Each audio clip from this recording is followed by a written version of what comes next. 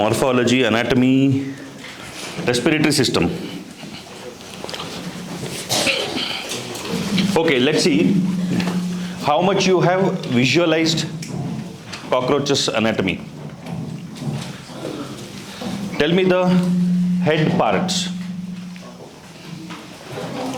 Compound eyes, 2 antenna. How many parts in the mouth? 6 mouth parts. Upper lip, labrum, lower lip, labium. Then what else? A pair of mandible, a pair of maxilla, hypopharynx or the tongue. Done. Then you move to the thorax. How many segments? 3 segments. What are they? Pro, meso and metathorax. Wings are present. Wings are absent on which segment of the thorax? Prothorax. Wings are absent on prothorax. The wings that cover the other pair of wings is present on which part of the thorax? Mesothorax. How many pairs of legs? 3 pairs of legs. How many are attached to the first segment of the abdomen? How many are attached to the first segment of the abdomen? 1 pair. 0 also can be an option, no? Legs are attached to the thorax. All the 3 segments have a pair of legs each attached to the respective segments. How many segments in the abdomen? 10 segments. Okay. Which segments are associated with reproductive structures? 7, 8, 9. In males? 9, 10. In females? 7, 8, 9. 7, 8, 9. Okay. What is the gland associated with the genital pouch of female cockroach? Collateral glands. What is the structure that is present in male but absent in the female? Anal cerci. Style. Cerci are present in both. Which of these two is lateral anatomically? Style or cerci? Laterally positioned. Cerci is laterally positioned. Anus is opening in which segment of the abdomen? 10th segment of the abdomen. Position dorsally placed on the 10th segment. Okay. Remember the aeroplane.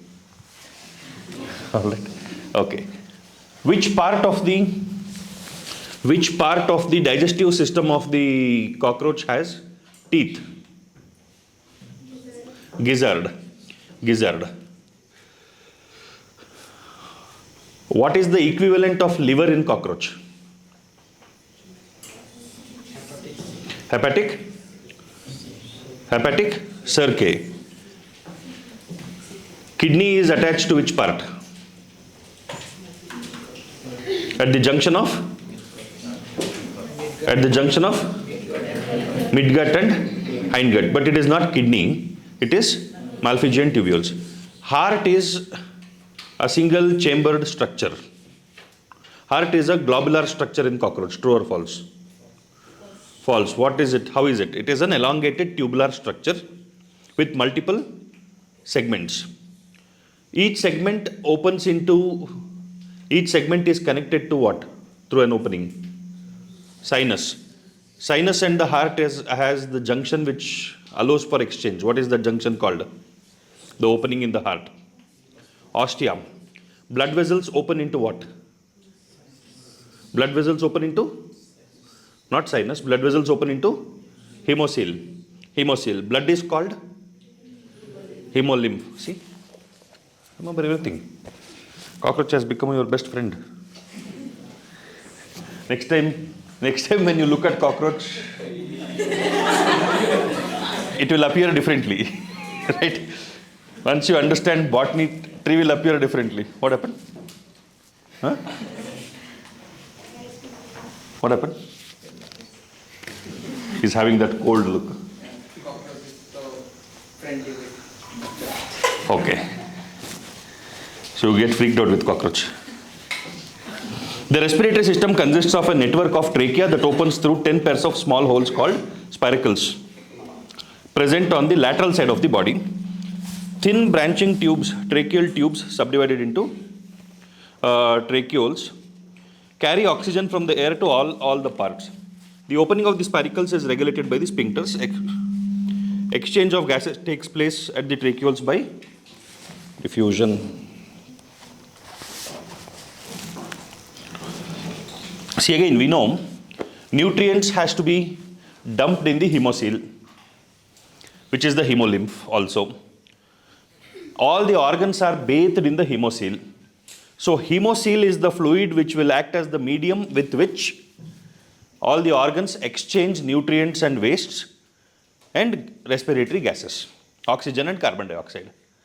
So by default, the respiratory structures also should do exchange of gases with the hemocoel. Carbon dioxide should be taken away out of the hemocoel. Oxygen has to be loaded onto the hemocoel. The organs will take it by diffusion. So on the lateral sides of the body, there are holes. What are those holes called? Pores, spiracles. Spiracles are closed by sphincters. Opening and closing is regulated by sphincters. Then when it opens, there is exchange of gases. When it closes, there is no exchange of gases. That's all. Excretion is performed by Malpighian tubules. Each tubule is lined by glandular and ciliated cells. They absorb nitrogenous waste produced and convert them into uric acid, which is excreted out through the hindgut. Therefore, this insect is called uricotelic. In addition, the fat body nephrocytes and uricose glands also help in excretion. You remember this. Fat body, nephrocytes, uricose glands. Uricose glands probably convert ammonia into uric acid. Nephrocytes are the cells which will regulate the conversion of this. Okay.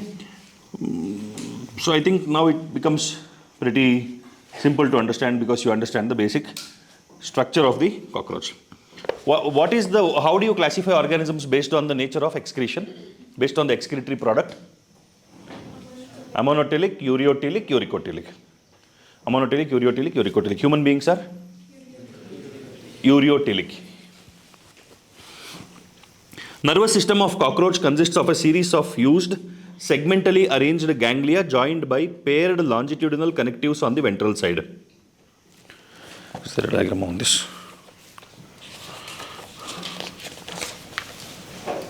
Okay. See, ventral side is front. Ventral side and dorsal side, when you are talking about it, it is always in reference to the midline. It's always in reference to the axis, midline axis. Ventral side is ventral to the midline axis, dorsal side is dorsal to the midline axis. It may be anywhere between the midline or the midline axis and the ventral boundary of the body. Alright? So all of that is ventral side. From the midline axis to the dorsal boundary of the body, it is dorsal side. What do they have? Segmentally arranged ganglia. Segmentally arranged ganglia means what? For every segment of the body, there is a ganglia. There is a pair of ganglia. And these ganglia are connected by the connectives in the midline on the ventral side. It's like the spinal cord. You consider it to be like the spinal cord for human beings. There is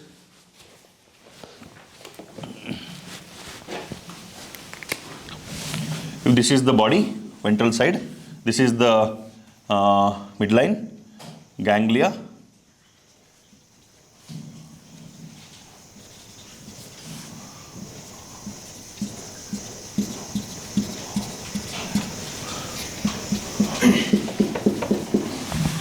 Alright. In every segment there is ganglia, and this ganglia is connected by the connectives. See that? Goes on like that. Now each segment is independently controlled. Ganglia is the cell body.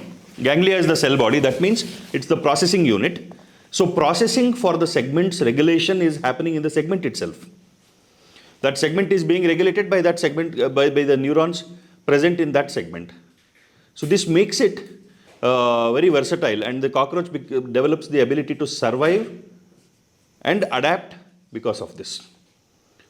Spontaneity comes in, survivability increases, and better adaptation comes in through this. We'll see what is given.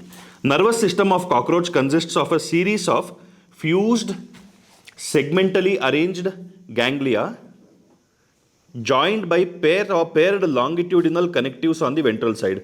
3 ganglia lie in the thorax and 6 in the abdomen. The nervous system, not that. This is the connective. Longitudinal, not horizontal. Not this. They are all connected to the, like this one. There are branches there, not connected to each other. Ganglia lie in the thorax and 3 ganglia lie in the thorax and 6 in the abdomen. There should have been 10 in the abdomen. The nervous system of cockroach is spread throughout the body. The head holds a bit of a nervous system while the rest is situated along the ventral part of its body. So now we understand that if the head of a cockroach is cut off, it will still live for as long as 1 week. In the head region, the brain is represented by supraesophageal ganglion, which supplies nerves to antenna and compound eyes. See, it's true to its regulation. Thorax and abdomen are regulated by the ganglia present in those areas. The head has to be regulated. So what does the cockroach have? What does it have? What is present in the cockroach there? A supraesophageal ganglion. Above the esophagus there is a ganglion, which will regulate the important head parts, antenna and the compound eyes. Alright? That is what you can consider as brain. In cockroach, the sense organs are antenna, eyes, maxillary palps, labial palps, anal cerci, etc.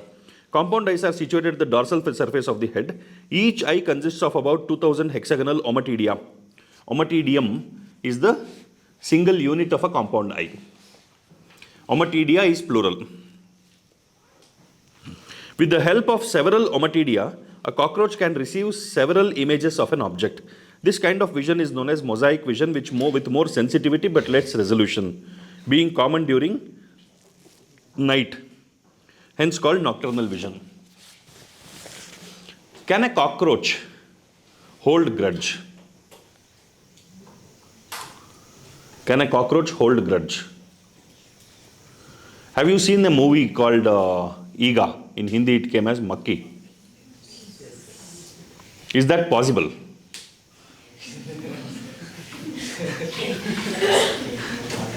No, assuming that the fly develops intelligence also, is it possible for the fly to look at a person? You are the one who killed my best friend. I am going to kill you. Why? Compound eyes provide mosaic vision. Mosaic vision is sensitive.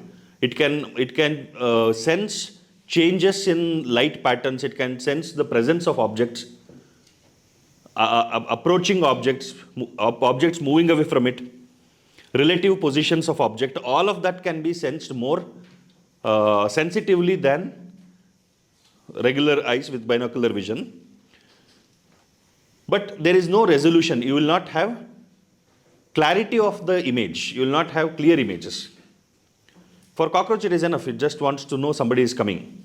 And it is not only eyes. Its antenna are more sensitive to chemical signals. A person coming closer, there is heat, thermosensitivity, chemosensitivity. All of these collectively makes it very efficient in sensing the environment. Houseflies also. Have you tried catching flies? We used to play that game when we were in school. Take a matchbox. You have to catch flies. Whoever catches the highest number of flies by a particular time wins.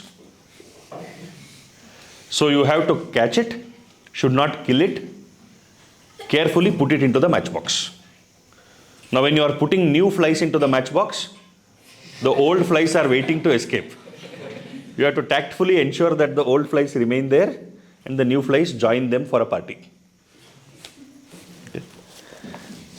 You try to come in this direction, the fly will just fly up.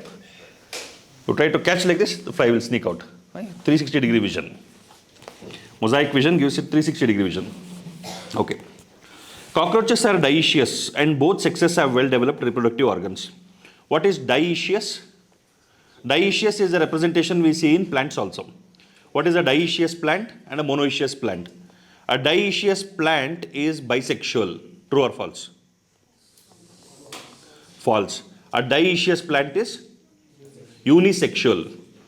A monoecious plant is bisexual. So dioecious and monoecious is a reference to how many individuals are required to represent both the sexes. In a dioecious organism, you need two distinct individuals to represent both the sexes. That means there is a male and a female. In a monoecious organism, one individual is enough to represent both male and female. So that becomes a bisexual organism or a hermaphrodite organism. What is the difference between a bisexual organism and a hermaphrodite organism?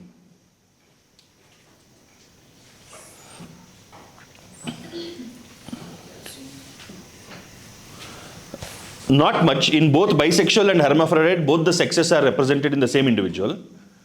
But in a hermaphrodite, the individual can function like a male or a female reproductively based on the conditions.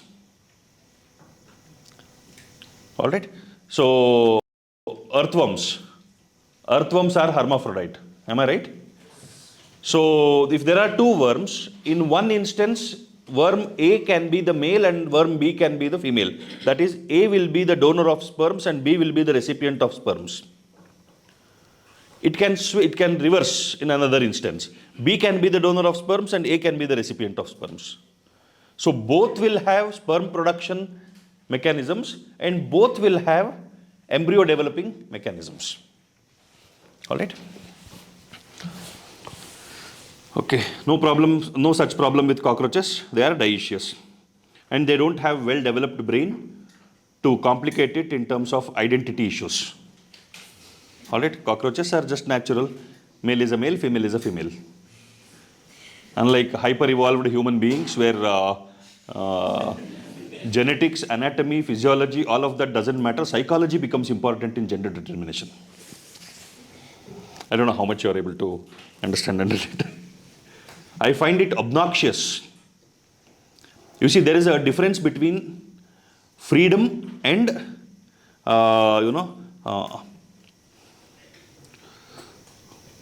what to say? Indiscriminate discretion, indiscriminate free will. Freedom comes with responsibilities. In freedom, you have a responsibility to ensure that your exercise of free will is not harmful or damaging to others. You are sensitive to the sensitivities of others. That is freedom. Indiscriminate free will is, I will do whatever I want. You should not have a problem with it. That is problem. Why do you care? I will talk whatever I want. All right. If you raise an objection to that, you will be referred to as somebody who is against freedom of expression, who is against free will. Why? You can do whatever you want. I can criticize however I want. As long as I am not beating you up, why should you have a problem? Okay. Anyways. Cockroaches are dioecious and both sexes have well-developed reproductive organs. Male reproductive organs system consists of a pair of testes, one lying on each lateral side in the 4th to 6th abdominal segments. See, in the 9th and 10th segment, what do you have in males? Genital pouch. Testis is present in 4 to 6. Segment number 4 to 6. How many? How many? We'll write it. It is given here only. Diagram is there, no? You just have to correlate the segments there. 4 to 6 is testis. From the testis, there is vast difference. We will read it off. From each testis arises a thin vast difference which opens into ejaculatory duct through seminal vesicle. The ejaculatory duct opens into male gonopore situated ventral to anus. In which segment? 10th segment. A characteristic mushroom-shaped gland is present in the 6th to 7th abdominal segments which function as an accessory reproductive gland. The external genitalia are represented by male gonapophysis or phallomere.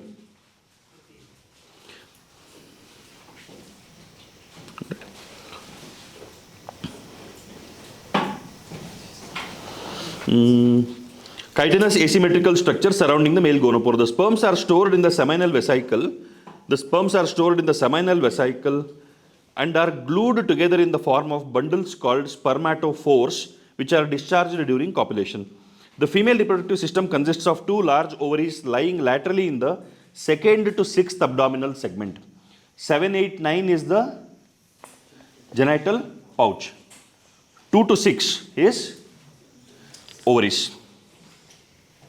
Each ovary is formed of a group of 8 ovarian tubules or ovarioles containing a chain of developing ova.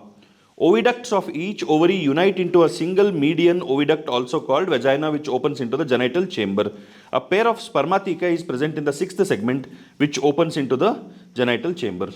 Sperms are transferred through spermatophores. Sperms are transferred through spermatophores. Spermatophores are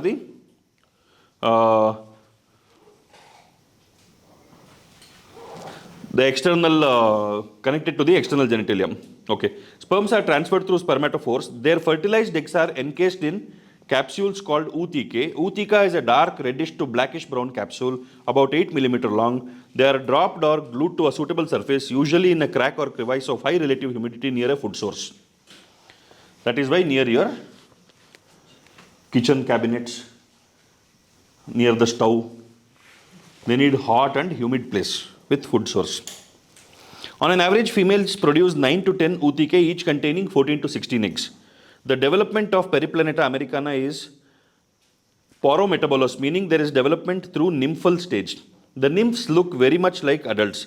The nymphs grow by molting about 13 times to reach the adult form. The nymphal form in cockroaches are creamish in color. The next to last nymphal stage has wing pads, but only adult cockroaches have wings. Many species of cockroaches are wild and are of no economic importance. A few species thrive in and around human habitat. They are pests because they destroy food and contaminate it with their smelly excreta. They can transmit a variety of bacterial diseases by contaminating food material. Now, all other structures are understood. We will have to simplify the representation of reproductive structures because questions come from there. We know some things already. We will have to add on to it.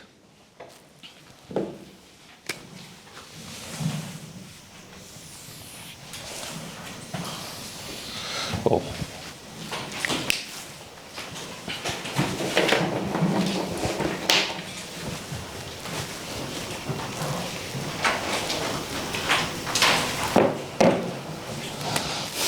Okay. So 1, 2, 3, 4, 6, 7, 10. 10 segments.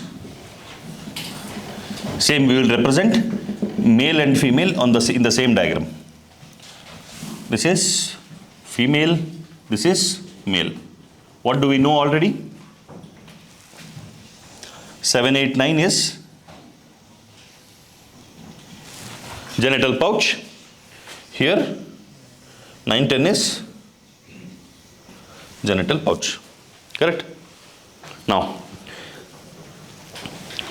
identify the important characteristics here.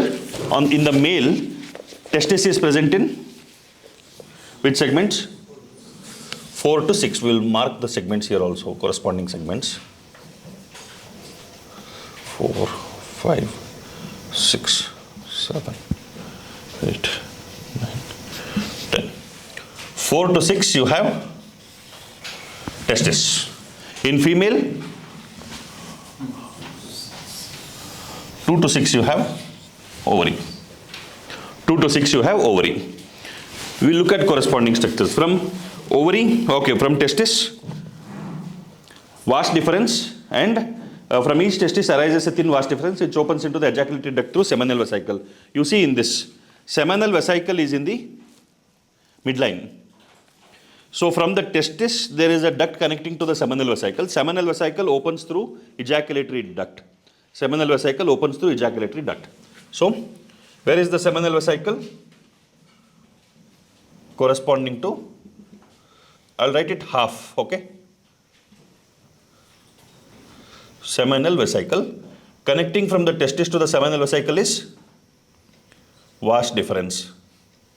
Correct? Vas deferens connects to the seminal vesicle. From the seminal vesicle, what comes out? Ejaculatory duct. ED.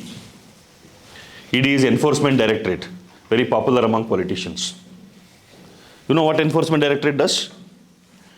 You don't know. You don't know the agency called Enforcement Directorate. Do you know CBI? Central Bureau of Investigation. It will investigate crimes. ED investigates financial crimes. Enforcement Directorate. So you do some money laundering, ED will come in. You bring in some foreign funds illegally, ED comes in and investigates. Its jurisdiction is wider across states, across departments. Okay, anyways, ejaculatory duct. Okay, which opens into ejaculatory duct through seminal vesicle. Seminal vesicle is this, ejaculatory duct is this. The ejaculatory duct opens into the male gonopore situated ventral to the anus. Okay. In the 10th segment, you have the anus on the dorsal side. This is the gonopore. Forget gonopore, ejaculatory duct you remember. Alright?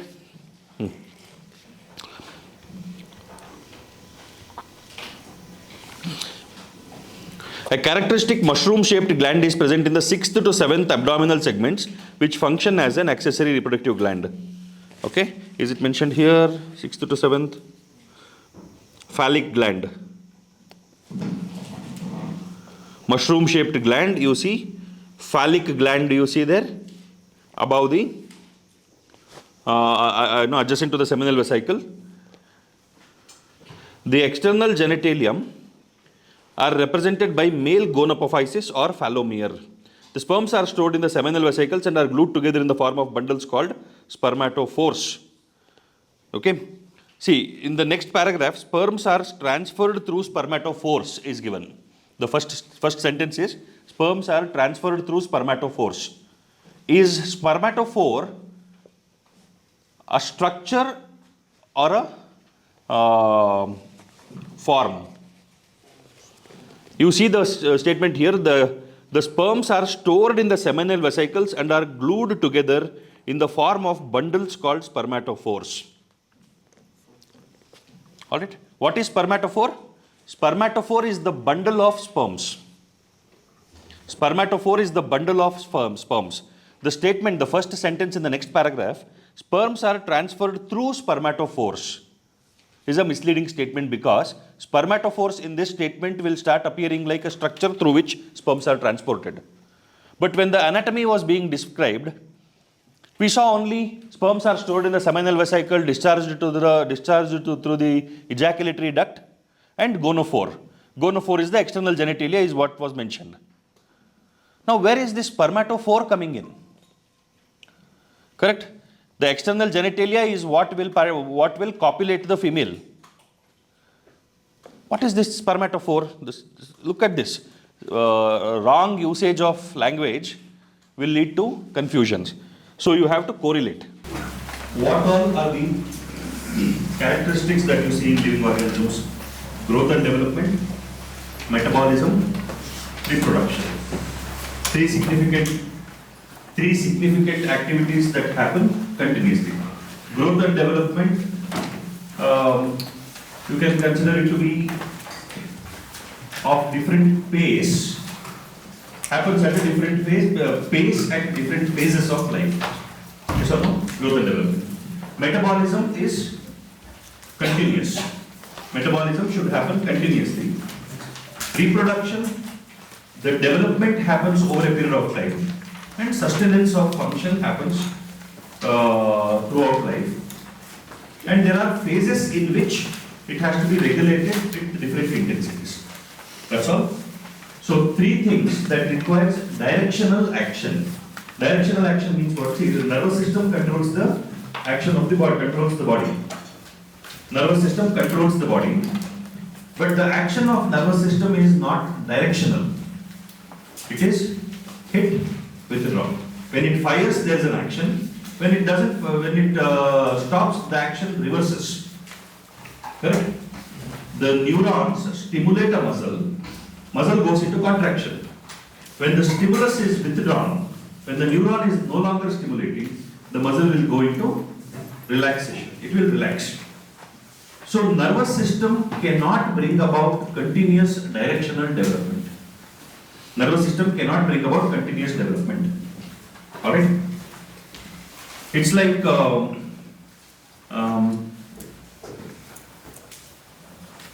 somebody giving a motivational talk. Recently you experienced, no? Not a motivational talk, per se it is a sharing of experience. That is better than a motivational talk. What the medical students came and shared with you, that is better than a motivational talk. Because generally motivational talk, people who give motivational talks are like actors who will take up the role of anything. They motivate you about how to be a good doctor. They motivate you about how to do an engineer's job properly. The principles are, foundational principles are same. That is significant, that is useful also. But what a motivational speaker can do to you is like what nervous system can do to your body. It will trigger. But once the influence is withdrawn, you get back to the baseline operational status. What you do on a day-to-day basis, what your teachers do, what you do to each other as peers, supporting each other, keeping your motivation high, self-motivation is like endocrine system. It moves you towards a particular direction, it takes you towards a particular direction in your actions. So what nervous system does will not lead to permanent change. It is a temporary change. It brings about a change and the change reverses. But what endocrine system does, the changes that happen because of the influence of endocrine system is permanent. Okay? So what happens, because it's like a spark.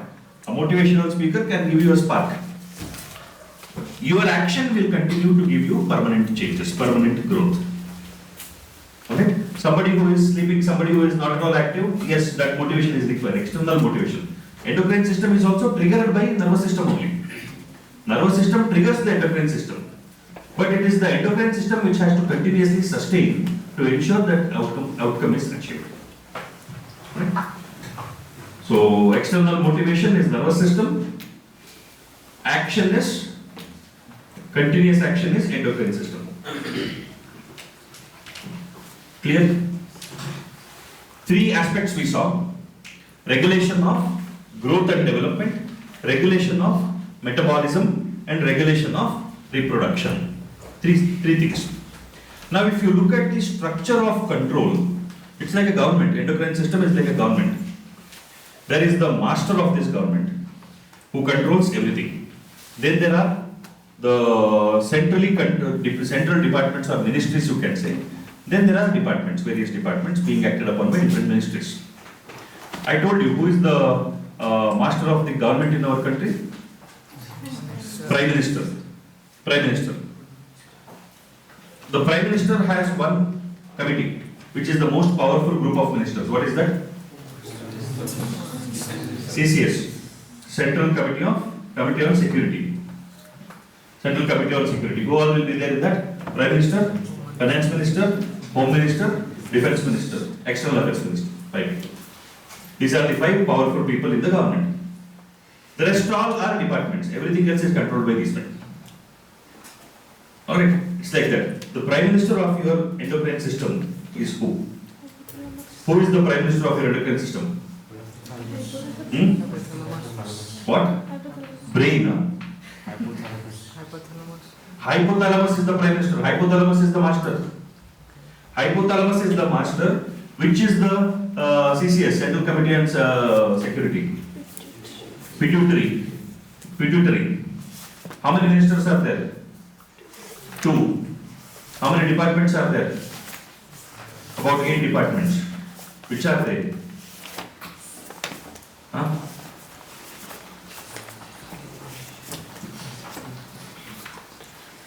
See, one ministry is like the CCS, the other ministry, one ministry is independent ministry. Prime Minister will give instructions and this will carry out the instruction and do its own action. The other ministry is like PMO, Prime Minister's Office. It will directly carry out what the Prime Minister tells. Which is the PMO in your brain?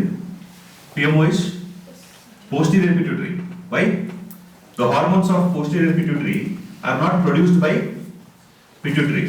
It is produced by hypothalamus and stored in the pituitary. It is stored in the posterior pituitary. So that is like the Prime Minister's Office.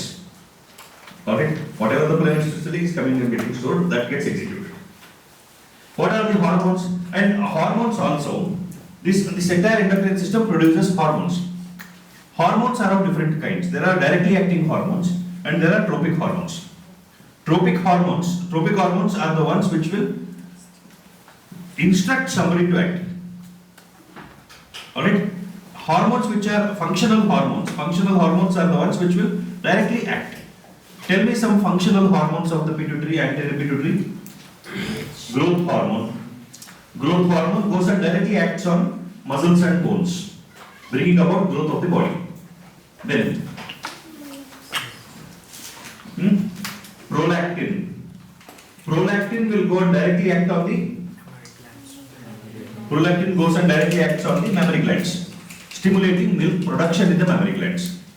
The rest all are tropic hormones. What are the tropic hormones? TSH, thyroid stimulating hormone. ACTH, adrenocorticotropic hormone. Adrenocorticotropic hormone, adrenal cortical cortex. Then you have follicle stimulating hormone. Follicle stimulating hormone is also a functional hormone. It will go and directly stimulate the follicles. Then you have luteinizing hormone, LH. That is also a direct hormone. Directly it functions. Then what else do you have? Melanocyte stimulating hormone, MSH. Melanocyte stimulating hormone is of anterior pituitary. Is it functional in human beings? Do we have MSH in human beings? No. MSH is present in amphibians, frogs. MSH is not of anterior pituitary. MSH is of intermediate lobe of pituitary. It is of the intermediate lobe of pituitary. That's all. So tropic hormones are adrenocorticotropic hormone, thyroid stimulating hormone, TSH and ACTH. Growth hormone, luteinizing hormone, FSH, LH. These four are directly acting hormones of the anterior pituitary. Posterior pituitary hormones are oxytocin or vasopressin and antidiuretic hormone. These are the hormones. So you look at it, think of the systems. Systems. What systems do we have?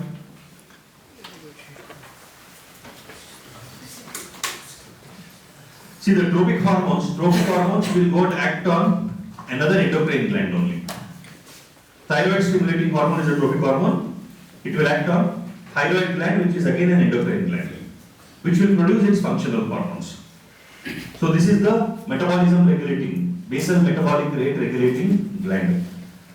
This regulates basal metabolic rate as well as calcium metabolism. Alright, so what are the three important ions that needs to be regulated? What ions are regulated in the body? Calcium, sodium, potassium. Calcium, sodium, potassium. Potassium is a minor electrolyte. The concentration of potassium is not so high in the interstitium or the tissue fluid. It is very important for cardiac function. Sodium and calcium are very important ions that needs to be regulated for ensuring that the metabolism is going on properly. So we need to see whether there is mechanism for regulating sodium metabolism, sodium levels. Is there mechanism for regulating calcium levels? Like that. So look at the body. What all needs to be regulated? How is the structure of regulation? And then you will clearly understand what will regulate what. Physiology is what? Understanding what is the functioning of a particular organ or structure. Normal function. So this endocrine system is designed to ensure in a coordinated manner the normal functioning of everything in your body. Every organ basically, vital organs have to be maintained. Three things I told you. The growth and development, metabolism, reproduction. These three things have to be regulated in a coordinated manner from time to time. Endocrine system is designed to do that. Alright. Structure I told you, hypothalamus. What kind of hormones do hypothalamus produce? Hypothalamus produces releasing hormones. Okay, releasing hormones and functional hormones also. Functional hormones are the posterior pituitary hormones. Releasing hormones are hormones which will stimulate the release of other hormones from the anterior pituitary. Anterior pituitary releasing hormones. There is a pathway that connects hypothalamus and the pituitary. Neural pathway, axonal pathway. What is that pathway called? Some axis. What axis? Hypothalamo-hypophyseal axis. Okay, you will write down some things.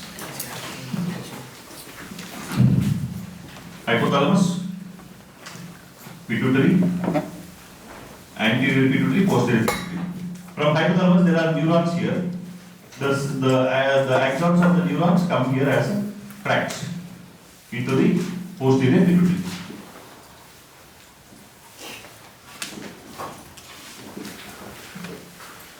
That's all. This is anterior pituitary. So the physical connection is between hypothalamus and posterior pituitary. The neurons of the hypothalamus have their axons terminating in the posterior pituitary. So whatever is produced, whatever chemicals are produced by cell can be transported as vesicles, packets. Like your neurotransmitters are transported as vesicles or packets of chemicals. So this oxytocin and antidiuretic hormone or vasopressin is transported via these axons as packets and they are released into the posterior pituitary. Okay. So it is delivered to the posterior pituitary through this tract. Tract means what? A bundle of some fibers. Tract, a pathway, something that connects two structures. Hypothalamus is on one side. Pituitary is on the other side. Pituitary is also called hypophysis. Hypophysis. So what is this tract? Hypothalamo-hypophyseal tract. Delivers oxytocin and vasopressin. Okay. Here question can be oxytocin. Which of the following hormones are associated with hypothalamo-hypophyseal tract? Have connection to hypothalamo-hypophyseal tract. Oxytocin and vasopressin. It can be oxytocin, vasopressin, antidiuretic hormone. What should be the fourth option? All of the above. All of the above. So all of the above will be the right choice. Okay. Now it produces two hormones, comes and gets stored here. It produces releasing hormones. What are the releasing hormones? Growth hormone releasing hormone, luteinizing hormone releasing hormone, FSH releasing hormone, LH releasing hormone, ACTH releasing hormone, alright, prolactin releasing hormone. Prolactin is also called LTH, lactotropic hormone. Okay. So all of those are releasing hormones. The hormones of anterior pituitary and releasing hormone to that, which is produced by hypothalamus. Is that clear? The relationship between hypothalamus and pituitary. Yes, so what are gonadotropin? Gonadotropins are FSH. Tropins are the ones which will stimulate. Gonadotropins are the hormones which will stimulate the gonads. FSH and LH together are referred to as gonadotropins. So it can be from hypothalamus, it will be GnRH, gonadotropin releasing hormone. Okay. That is what you are reading there. Okay. Clear? Now here we are done.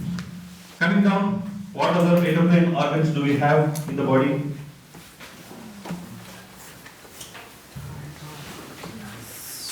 What is this?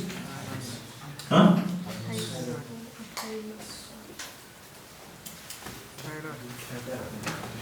What is that? Parathyroid. See, whenever you draw maps and all that, you will mention not to scale. Like that, my diagrams you should have a, by default, disclaimer. Not an anatomical representation. Alright? Parathyroid is behind the thyroid, not like ears around the either side of the thyroid.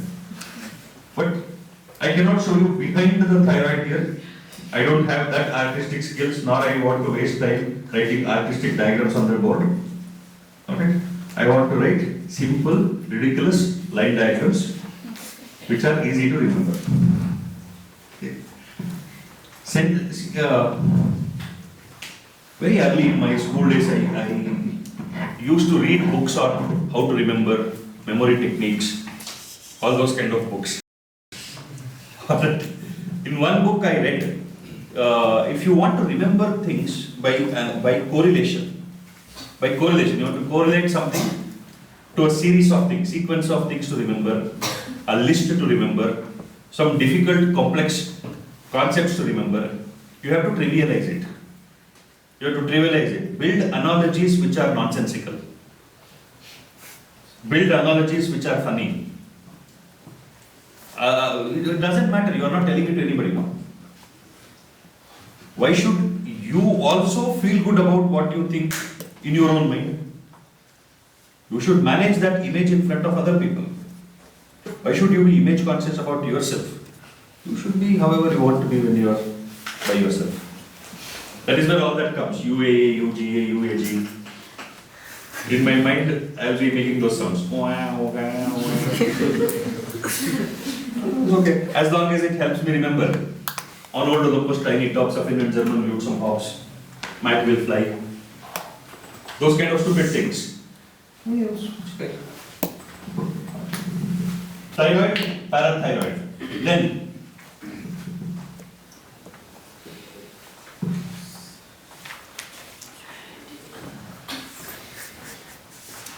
what are those? Huh? Adrenals. Oh, very good.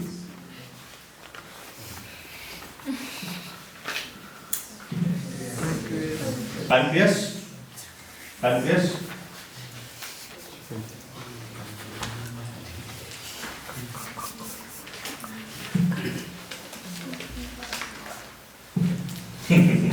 What are these?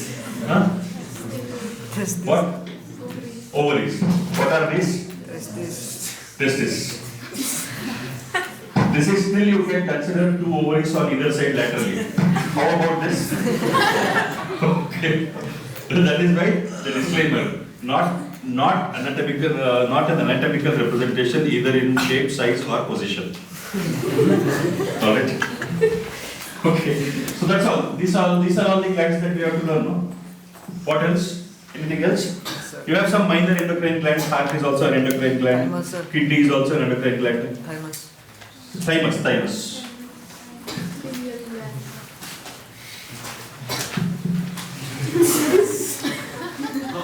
Okay. Where is thymus? Retrosternal.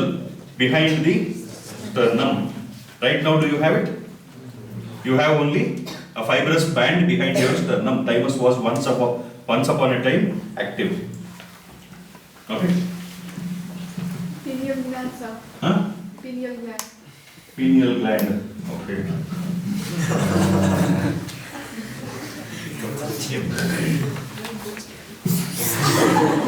In the midline, no? Closer to the midline behind your.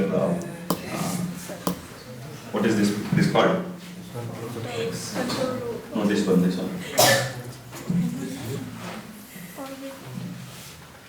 Fingers. It's also called the third eye. Third eye, correct. Pineal gland, third eye. Alright, that's all. So, important hormones, we know hormones are this. Thyroid hormones are the ones which will regulate basal metabolic rate. T3, T3, T4. T3 is the active form, T4 is the precursor form.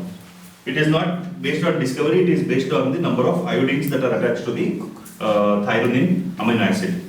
If 3 iodines are attached, it is T3. If 4 iodines are attached, it is T4. T3 is the active form, T4 is the precursor form. Then you have one more hormone produced by thyroid gland which regulates calcium metabolism. What is the hormone? Calcitonin. Countering hormone, an opposite hormone is produced in function by parathyroid gland, which is parathormone. Parathormone and calcitonin together will regulate blood calcium levels. Blood calcium levels. Thymus is the one which will produce which hormone?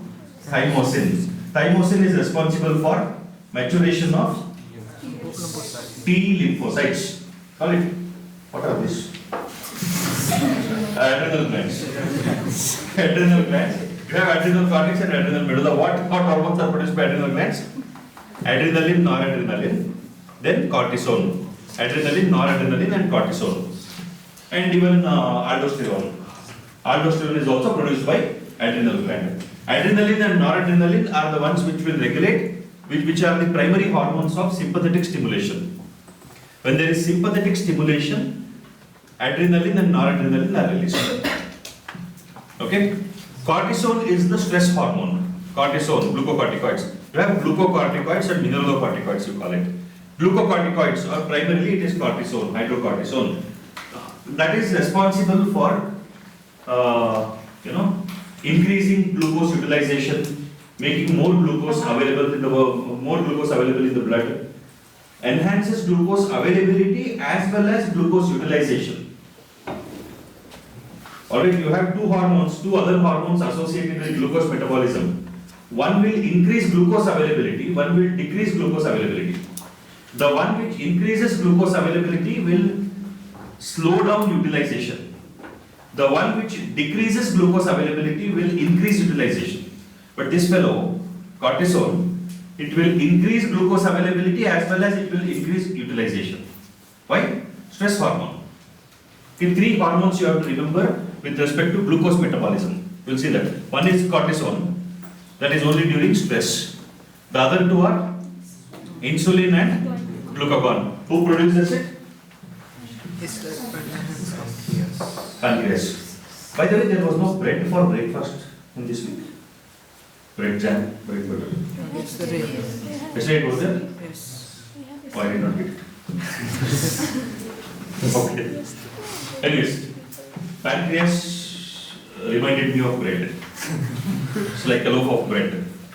Then three hormones for glucose metabolism. What are the three hormones? Insulin, glucagon primarily, cortisol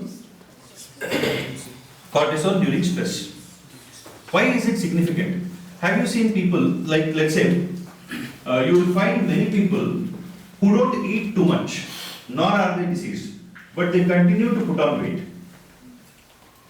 To put on weight is not necessarily because of overeating. Hypercortisol, increased levels of cortisol continuously can lead to more sensitivity of the cells for glucose. See, it's like banking system. Glucose management in the body is like banks. Is like your finance management.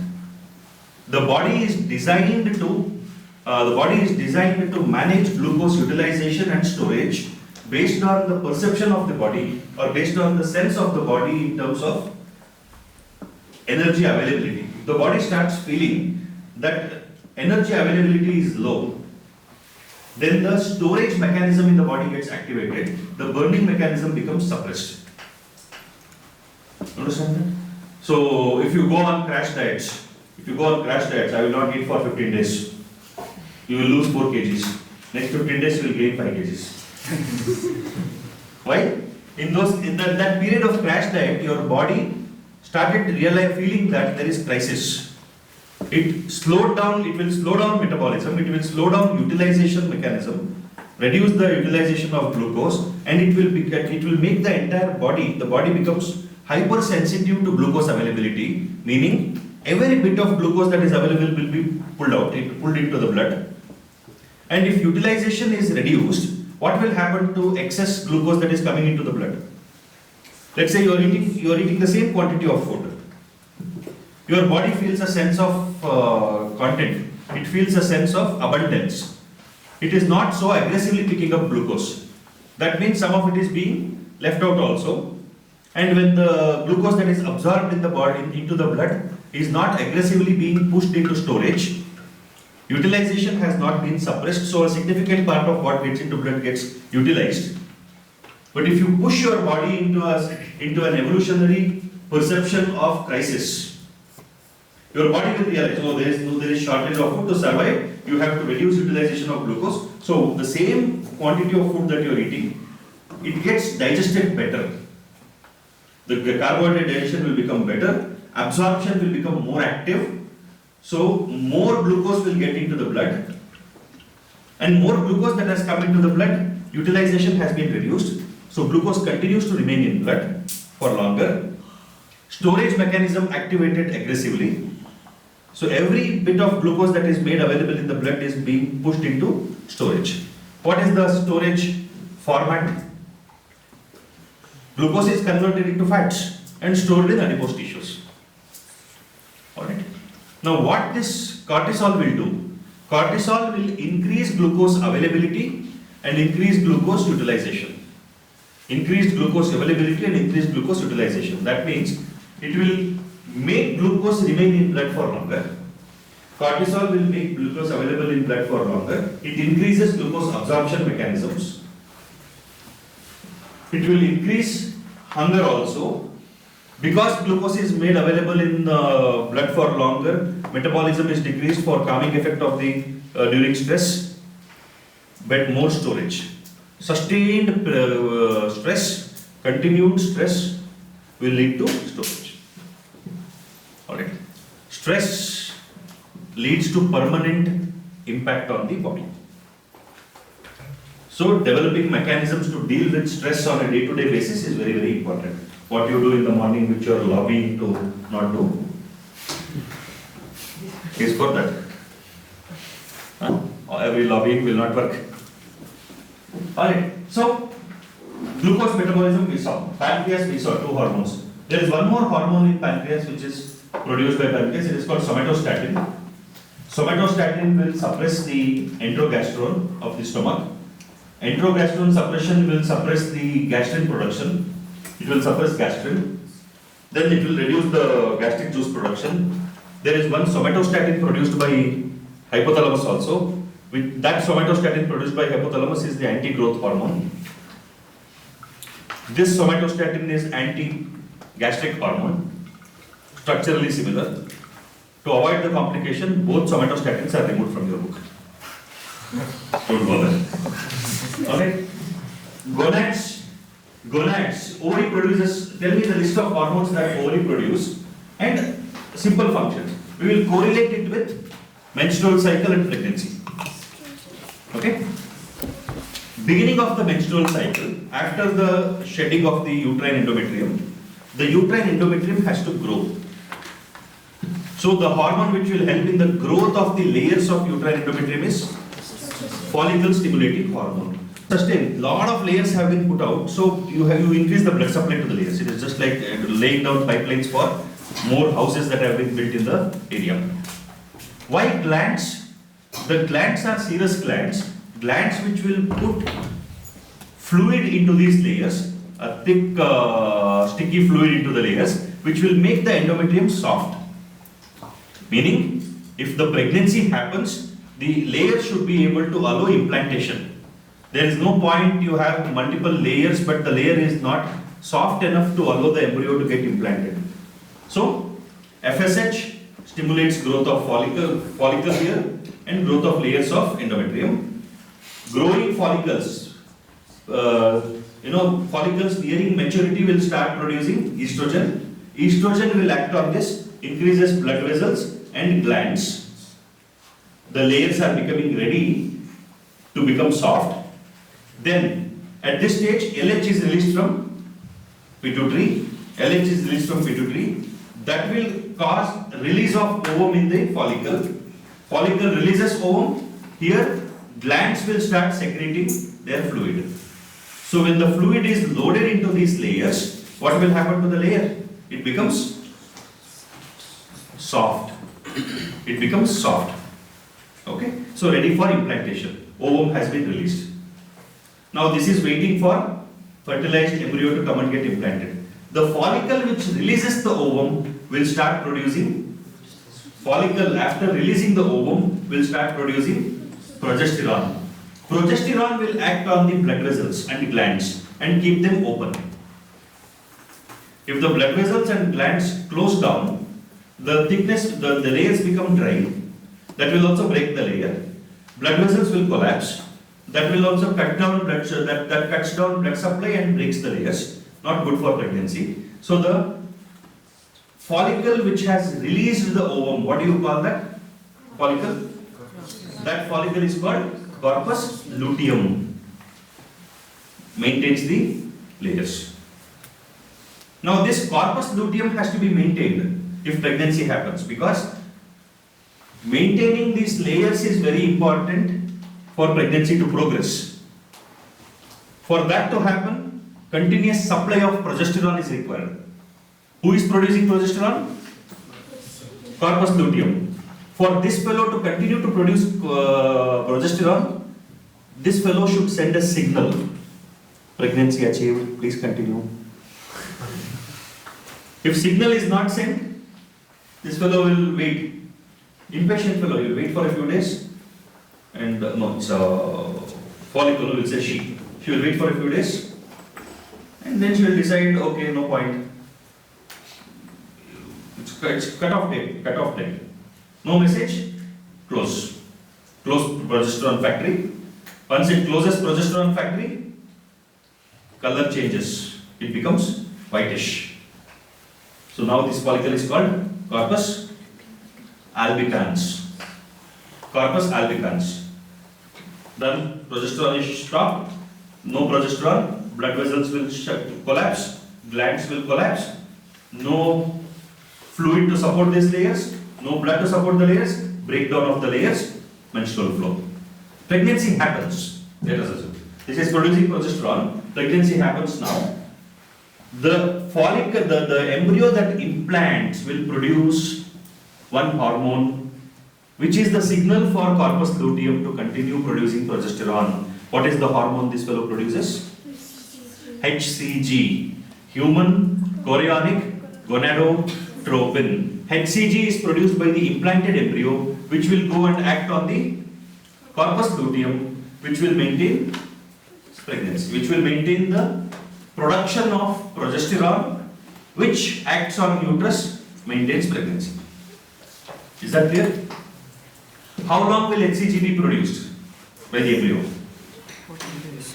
Till the formation of placenta. Till the placenta is formed. That is how long? Duration.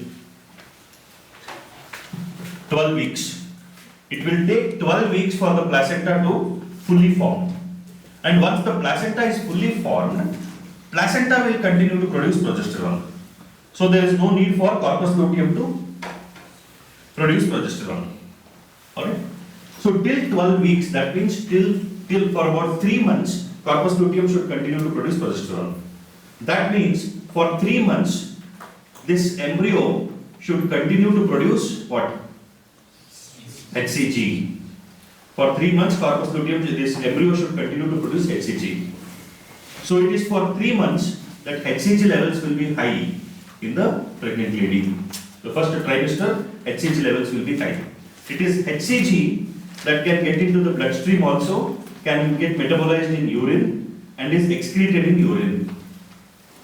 Urine pregnancy test is an antigen antibody reaction of HCG with its antibody. You understand? In the urine pregnancy kit, there will be the strip where there is HCG antibody against HCG, and a pigment attached to it. So if there is antigen antibody reaction, the pigment will change color. If there is no antigen antibody reaction, the pigment will not change color. Alright? If those marked lines, if 2 lines appear, that is positive for pregnancy. What are those 2 lines? Those are the 2 lines which are pigments attached to the antibody against HCG. So when the HCG is present in urine, acts with binds to the antibody present on the urine pregnancy kit, pigment gets activated, color change, test result. So it is HCG that is tested in urine pregnancy test. It is HCG which is responsible for morning sickness. What is morning sickness? Nausea and vomiting in pregnant women in the first trimester. So why more morning sickness in the first trimester? Because of HCG. Alright. This is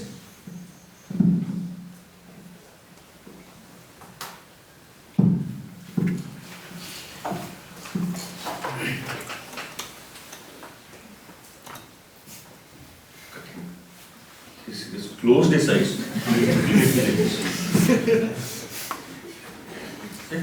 Completely, has closed his eyes completely. And he wants to see, looking at it through this camera.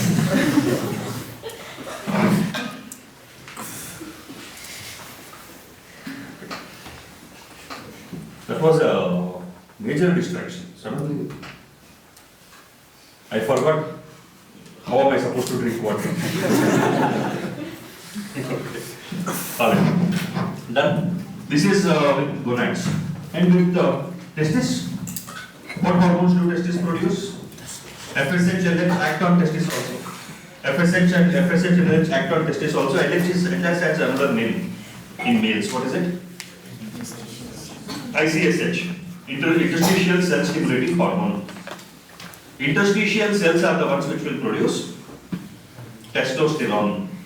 Interstitial cells are the ones which will produce testosterone. Okay. Okay. So testosterone is produced in the testis, and that will act on that testosterone is the primary male hormone which is responsible for all the male characteristics. Testosterone will stimulate production of sperms or maturation of sperms, production and maturation of sperms. Alright.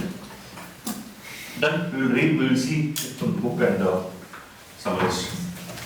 Anything else you have left out? That's all. And every hormone is supposed to perform a specific function. If it is doing its work properly, there is no problem. If there is deficiency of the hormone, it can lead to some disorders. If there is increased concentration of some hormone, increased levels of some hormone, can lead to some problems.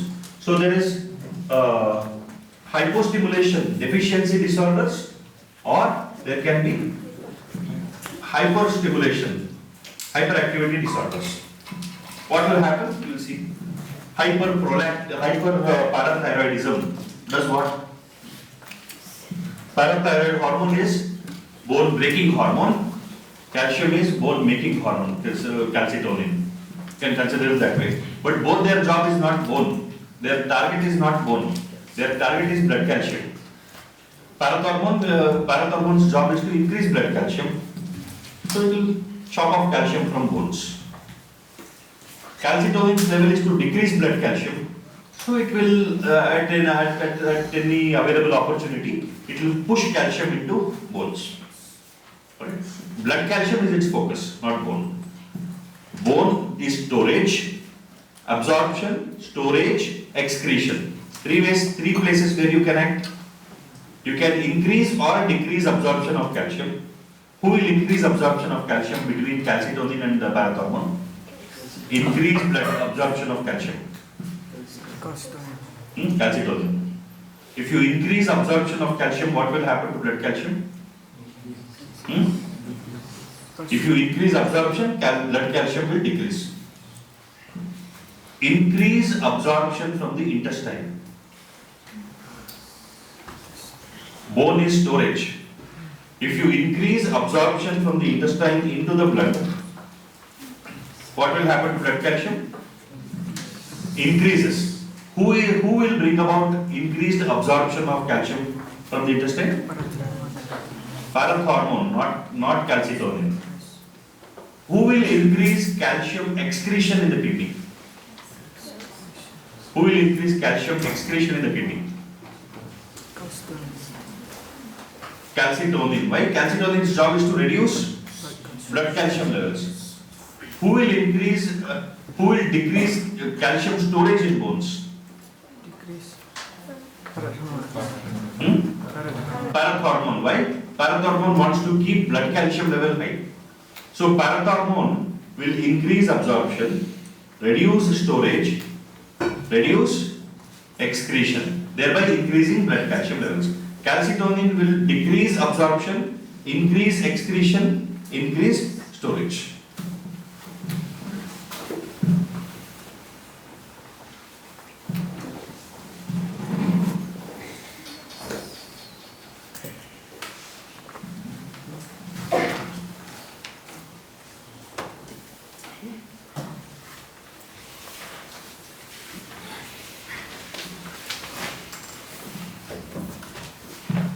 We'll read. I think most of the things that we are supposed to understand. Pineal gland. Pineal gland is associated with melatonin, not melanocyte. Melatonin. Melatonin is a circadian rhythm regulating hormone. What is the influence of melatonin? Okay. What is the influence of light on melatonin production? Sunlight on melatonin production? Increase. Sunlight increases melatonin production. No? Sunlight increases.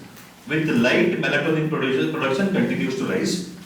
With darkness, when it reaches night, melatonin will be at its peak. You will fall asleep when melatonin is at its peak.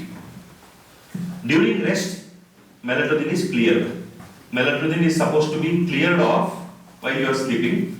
So you wake up fresh with low levels of melatonin. As the day progresses, melatonin levels build. Some of you had issues with sleep. You are not able to sleep well, daytime sleepiness and all that. Alright. 3 things are responsible for, you have to manage 3 things to handle sleep. What are the 3 things?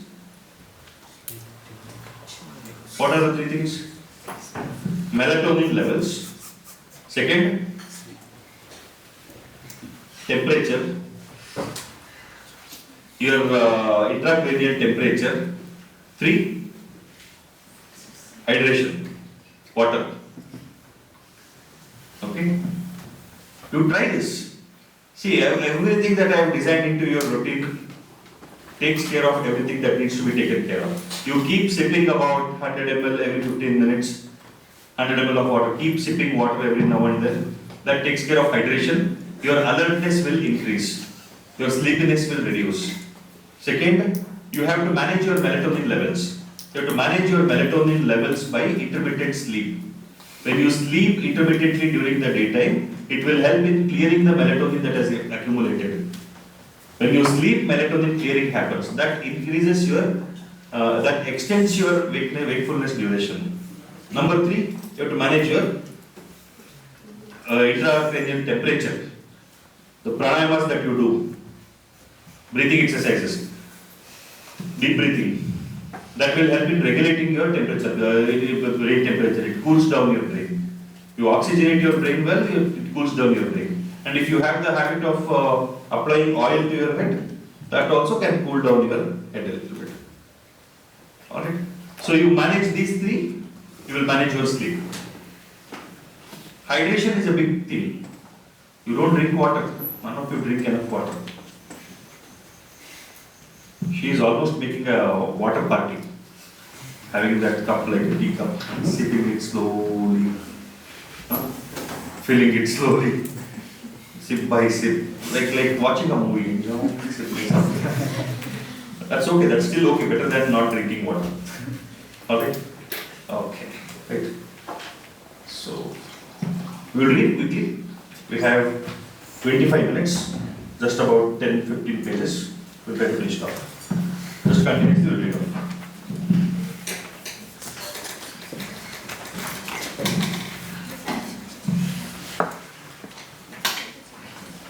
And me reading it, you listening to it at this time with all wrapped up semi-sleep positions can be a good sleep inducer also.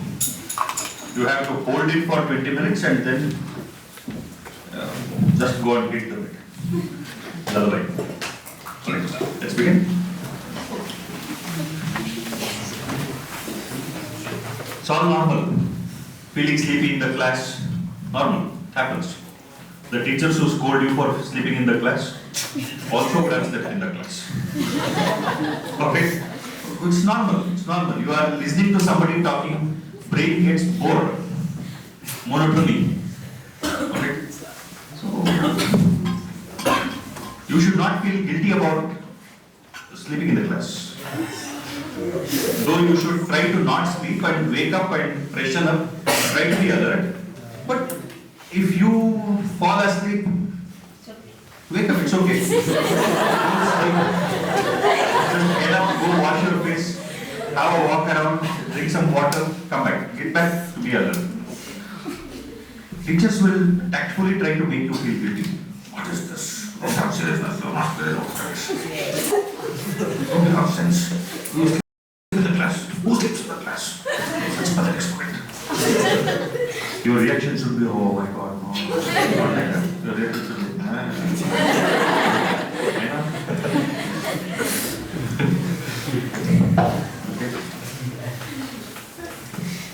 If age would wash away all the sins, every old man would have been a saint. Alright? So as we age, we should remember these are all the sins, if you consider them to be sins, that we are also guilty of. Right.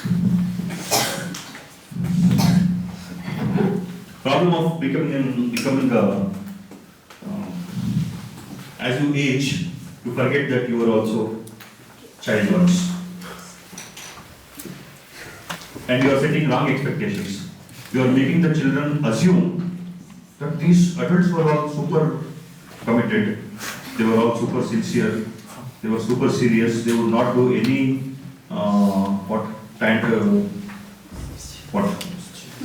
they were never naughty. So whenever, should not do that, but I have always been a good student. So when teachers when somebody starts talking, you should be like this, otherwise you will not come up in life and all that, my mind will automatically ask a question, can I see your marks cards please? Are you talking from the learnings of failure or are you talking from the confidence of success? Okay, there's a difference. Both are valuable in its own sense. Anyways, good. 5 minutes, 3 minutes gone. To wake you up. So that I can go to bed with the satisfaction that even at 10:45, everybody was attentive in my class. Alright. Chemical coordination and integration. We already learned that the neural system provides a point-to-point rapid coordination among organs. The neural coordination is fast but short-lived, as the nerve fibers do not innervate all cells of the body and the cellular functions need to be continuously regulated. A special kind of coordination and integration has to be provided. This function is carried out by hormones. The neural system and the endocrine system jointly coordinate and regulate the physiological functions in the body. Endocrine glands and hormones. Endocrine glands lack ducts and are hence called ductless glands. Their secretions are called hormones. Classical definition of hormone as a chemical produced by endocrine glands and released into the blood and transported to a distantly located target organ has current scientific definition as follows.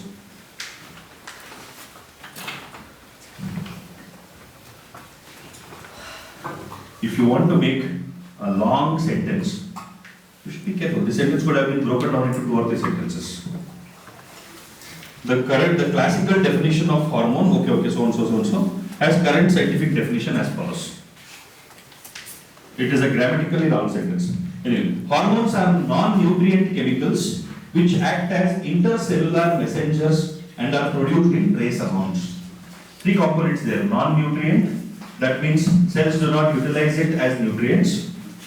Intercellular messengers between cells, hormones, produced in trace amounts. Hormones will stimulate intracellular messaging system also. What is that intracellular messaging system referred to as, which is closely connected to the endocrine system? It's called second messenger system. Second messenger system. Cyclic AMP dependent system. Cyclic AMP and other such chemicals. See, you want to produce, let's say, thyroxine has to be produced. The receptor for the hormone is on the surface of the thyroid gland cells. The receptor is activated, but the production has to be initiated from the DNA. The gene for producing the hormone, producing the respective protein has to be activated. Who will go and tell the gene to start production? Surface receptors are there. A hormone goes and binds to the surface receptors. From there, somebody should go and tell the gene to get activated, no? Okay. Consider cell like a restaurant.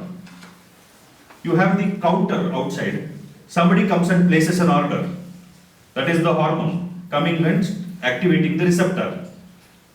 The message has to reach the kitchen, no? How does it reach? There should be some internal messaging system. That is the second messenger system. Second messenger system regulated by or mediated by cyclic AMP. Cyclic AMP, adenosine monophosphate. Cyclic AMP and its associated compounds. So you should know. Okay? Anyways, that will come in the subsequent pages, I suppose. The new definition covers a number of new molecules in addition to the hormones secreted by the organized endocrine glands. Again, very important. Some endocrine glands are organized.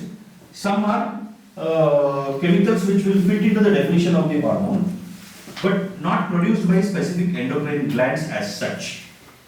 Alright?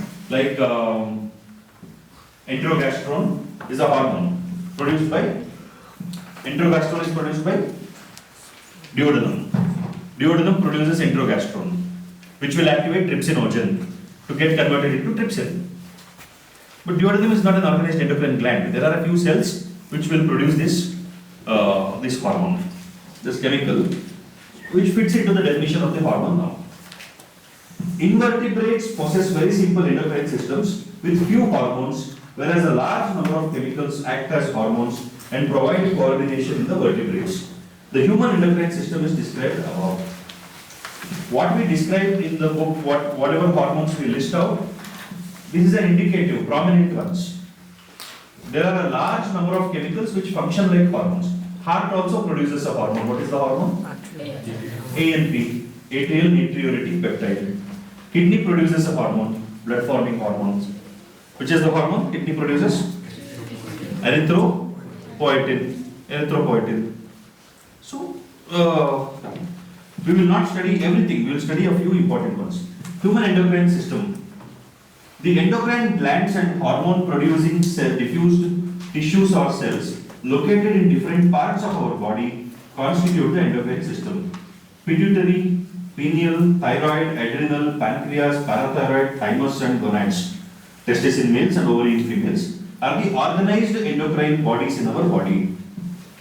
In addition to these, some other organs, example gastrointestinal tract, liver, kidney, heart also produce hormones. A brief account of the structure and functions of all major endocrine glands and hypothalamus of the human body is given in the following sections. Hypothalamus is the basal part of diencephalon, forebrain, and it regulates a wide spectrum of body functions. See, apart from stimulating, controlling the pituitary and producing some hormones, hypothalamus is the center for various feedback. Hypothalamus is the thermoregulatory center, it's the temperature center, it is the thirst center, it has the satiety center. When you eat food, the feeling of satisfaction is at the hypothalamus. When you drink water, or when you want to drink water, thirst is felt at the hypothalamus, is triggered by the hypothalamus. Temperature regulation, feeling cold, increase the temperature, increase stimulating shivering, all of that is controlled by the hypothalamus. It contains several groups of neurosecretory cells called nuclei which produce hormones. These hormones regulate the synthesis and secretion of pituitary hormones. However, the hormones produced by hypothalamus are of two types. The releasing hormones which stimulate secretion of pituitary hormones and the inhibiting hormones which inhibit secretions of pituitary hormones. For example, a hypothalamic hormone called gonadotropin releasing hormone stimulates the pituitary synthesis and release of gonadotropins. On the other hand, somatostatin from the hypothalamus inhibits the release of growth hormone from the pituitary. These hormones originating in the hypothalamic neurons pass through axons and are released from their nerve endings. These hormones reach the pituitary gland through a portal circulatory system and regulate the functions of the anterior pituitary. Okay. What is a portal system? The blood vessels. What? Blood vessels. Okay. Why do you call a particular type of blood vessel as portal system? You have hypothalamic portal system, hepatic portal system, and renal portal system. Your glomerular capillaries can be considered as portal system, as a part of the portal system. What is portal system?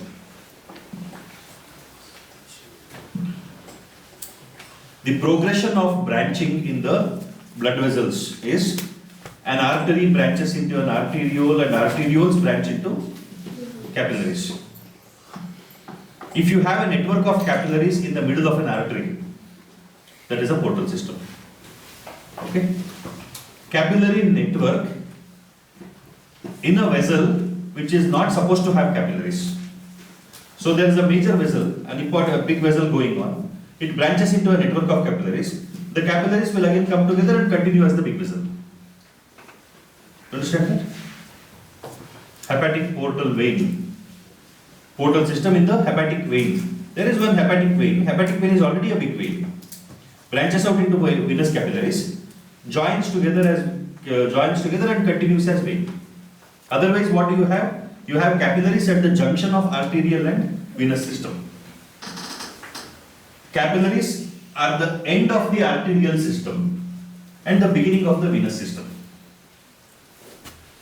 Apart from that place, if you have capillary network in the major vessels, in the vessels where they are not supposed to be, where they are not in a junction, that is a portal system. Why do you need it? Why not a regular capillary system?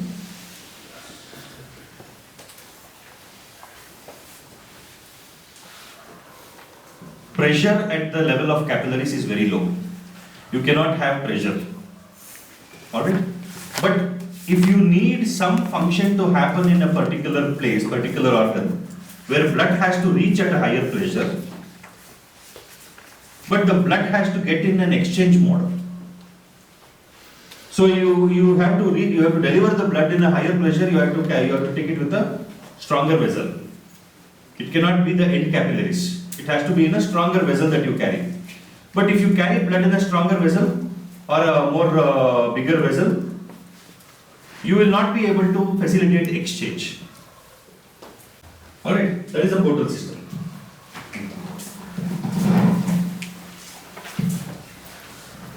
The posterior pituitary is under the direct neural regulation of the hypothalamus. Okay. Oh, this is an artwork.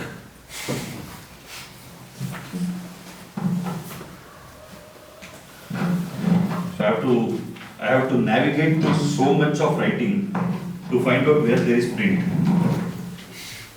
Pituitary gland is located in a bony cavity called sella turcica and is attached to hypothalamus by a stalk.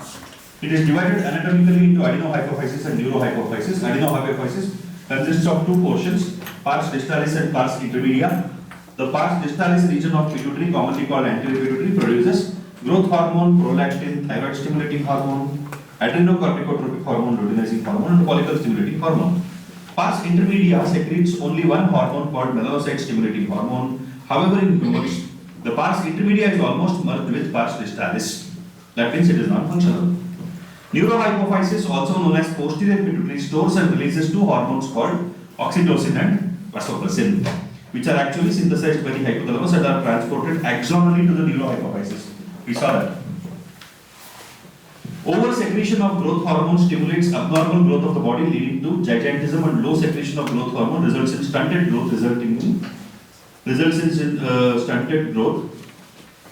in pituitary dwarfism. Prolactin regulates the growth of the mammary glands and formation of milk in them. TSH stimulates the synthesis and secretion of thyroid hormones from the thyroid gland. ACTH stimulates the synthesis of secretion of steroid hormones called glucocorticoids from the adrenal cortex. LH and FSH stimulate gonadal activity and hence are called gonadotropins. In males, LH stimulate the synthesis and secretion of hormones called androgens from testes. In males, FSH and androgens regulate spermatogenesis. In females, LH induces ovulation of fully mature follicles, rapid follicles, and maintains the corpus luteum. formed from the remnants of the graphene follicle after ovulation. FSH stimulates growth and development of the ovarian follicles in females. MSH acts on the melanocyte, melanin containing cells and regulates pigmentation of the skin. Oxytocin acts on the smooth muscles of our body and stimulates their contraction. In females, it stimulates a vigorous contraction of uterus at the time of childbirth and milk ejection from the mammary gland. Vasopressin acts mainly at the kidney and stimulates resorption of water and electrolytes by the distal tubules and thereby reducing loss of water through urine diuresis. Hence, it is also called as anti-diuretic hormone. We will not be able to finish it. Tomorrow we will continue. Okay? So what are steroid hormones? Steroid hormones are, see, hormones can be protein hormones, which are polypeptide hormones, amino acid based hormones. Steroid hormones are lipid based hormones where cholesterol, sterols are the structural component of the hormone. Okay. Okay, I think we can close for the day. The rest of it we will continue in the morning. Only reading whatever we have read now, we have discussed some small things that needs a bit of clarification. We will deal with it tomorrow morning. Alright, this is your book.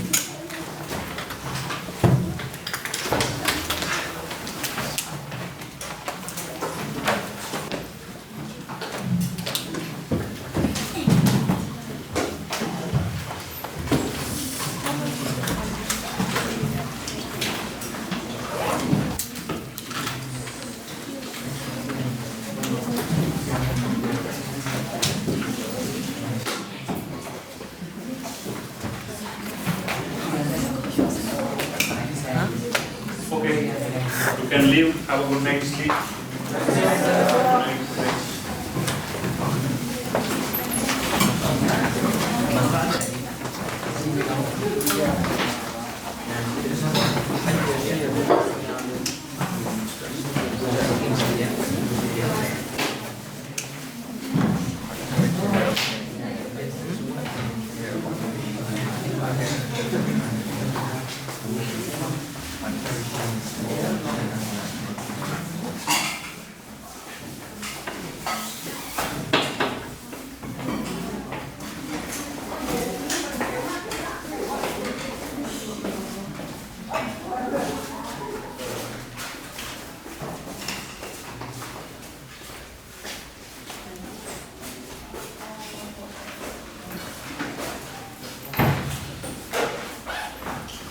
Where are all these videos getting stored?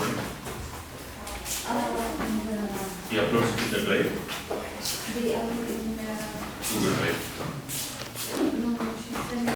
Endoplasmic reticulum, sarcoplasmic reticulum, which stores calcium. Calcium is stored by this muscle. Why? Because calcium is required for engaging the thick filament and the thin filament. That's all. All right. So we have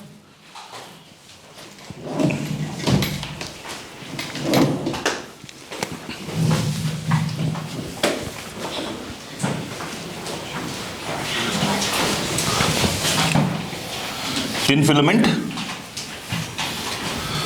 thick filament.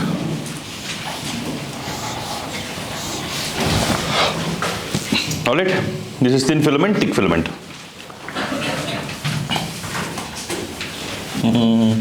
We will make it a little bit shorter.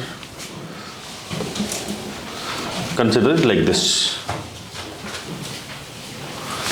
So this is one Z line. We have another Z line, thin filament.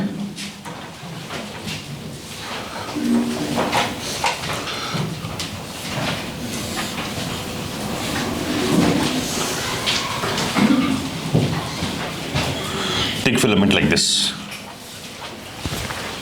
All right. And now let's reverse.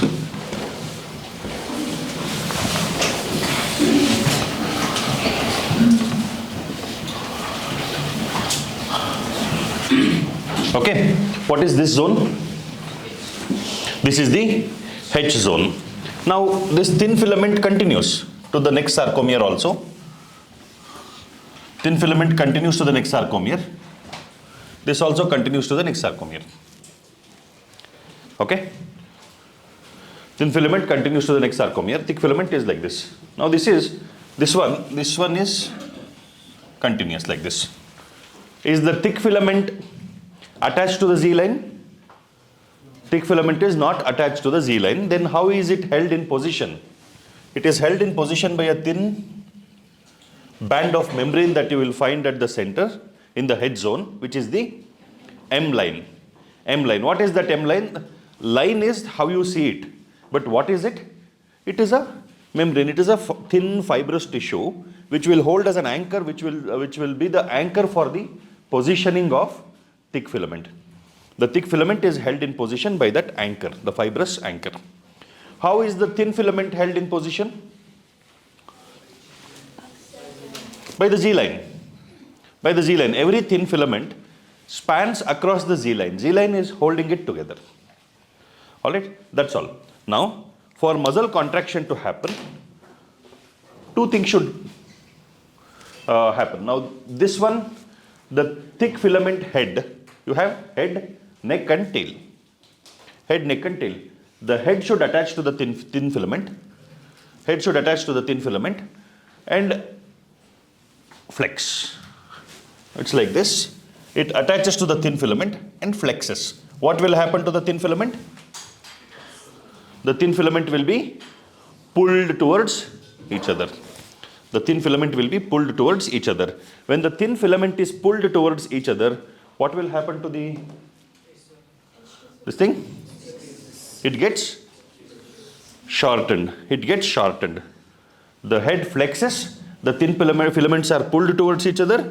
The head zone becomes narrow. What will happen to the distance between the two Z lines? Reduces. So that shortens the muscle fiber. That shortens the muscle fiber, and that is the muscle contraction. This is the process, broad process. You want to tell even a small school-going kid this, they will understand this. This is the process. But how does it happen? Both have their independent structures. They have some structure of their own. They are all proteins. What proteins do we have? We have actin and myosin. Actin and myosin are the two proteins that you find in muscle.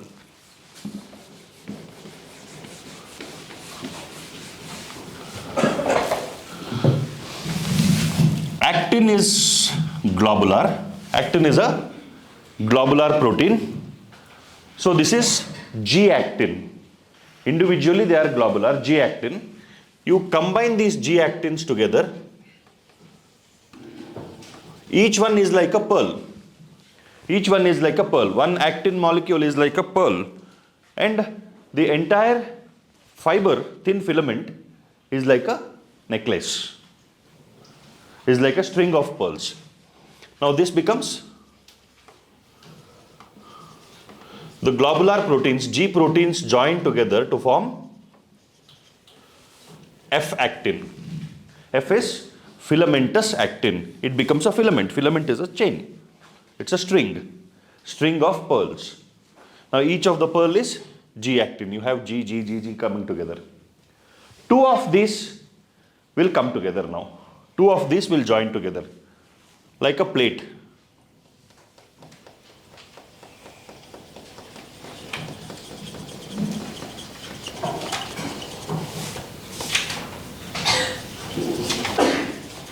Oh yeah. Two of them are coming together. This is the thin filament. This is the thin filament. So how is the thin filament structured? Thin filament is structured by the arrangement of globular actins as a string, that is the filamentous actin. Two F-actin chains will come together to form the thin filament. Thin filament, alright? Now consider this as the points of attachment for the head of the thick filament. Let us say this is where the head of the thick filament come and bind it will come and bind here, it will come and bind here like that. Let us assume those are the places for the binding of the head of the thick filament. There at this place, you will have troponin attached.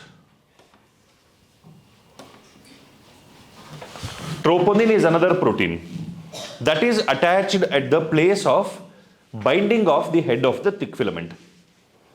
Now, if troponin is binding there, what will happen? It's like a chair, musical chair. Alright? You are traveling in a train, you have made reservation, you are supposed to sit in a particular seat, but there is already somebody who is seated. You are the head of the thick filament. The seat is the active site or the binding site of thin filament. Who is sitting on it? Who is sitting on it? The troponin. You cannot make the person get up. What will you do? Call? You call the TC, ticket collector. Who is the ticket collector in this case? Calcium. Calcium is the ticket collector. Calcium will come, catch hold of troponin, pull it away, you go and sit. Alright? You go and sit. Then when you sit, your attachment has happened. Attachment has happened because there is a natural inclination towards the head, inclination of the head of the thick filament to go and attach to this place. For the flexion to happen, you need energy. As two things happen simultaneously. Troponin is bound by calcium. Calcium goes and binds to the troponin, removes it. At the same time, this head will have ATP attached to it. The head will have, this is an ATPase enzyme also. This is an ATPase enzyme. It will catch hold of the ATP, break the ATP. Breaking the ATP provides it energy. Hydrolysis of ATP provides energy. This head, the thick filament uses the energy, attaches to the thin filament and brings about a flexion. It's a simultaneous action. Hydrolysis of ATP provides energy. That energy is used for attachment and flexion. Energy, attachment, flexion. Alright? This is muscle contraction. And once the impulse is gone, calcium detaches from the troponin. Calcium is taken back. Once the impulse is gone, there is mechanism initiated to take back calcium into the sarcoplasmic reticulum. Calcium releases the troponin. The head is also detached.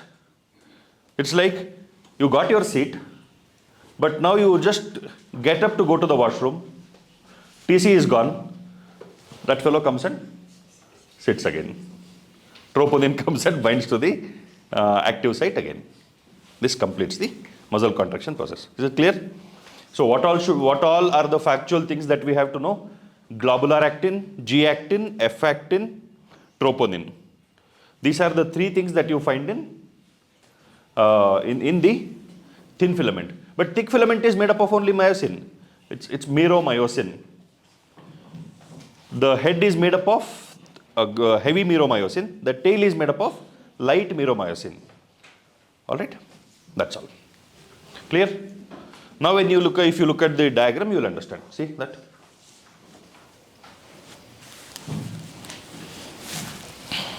Alright? So around this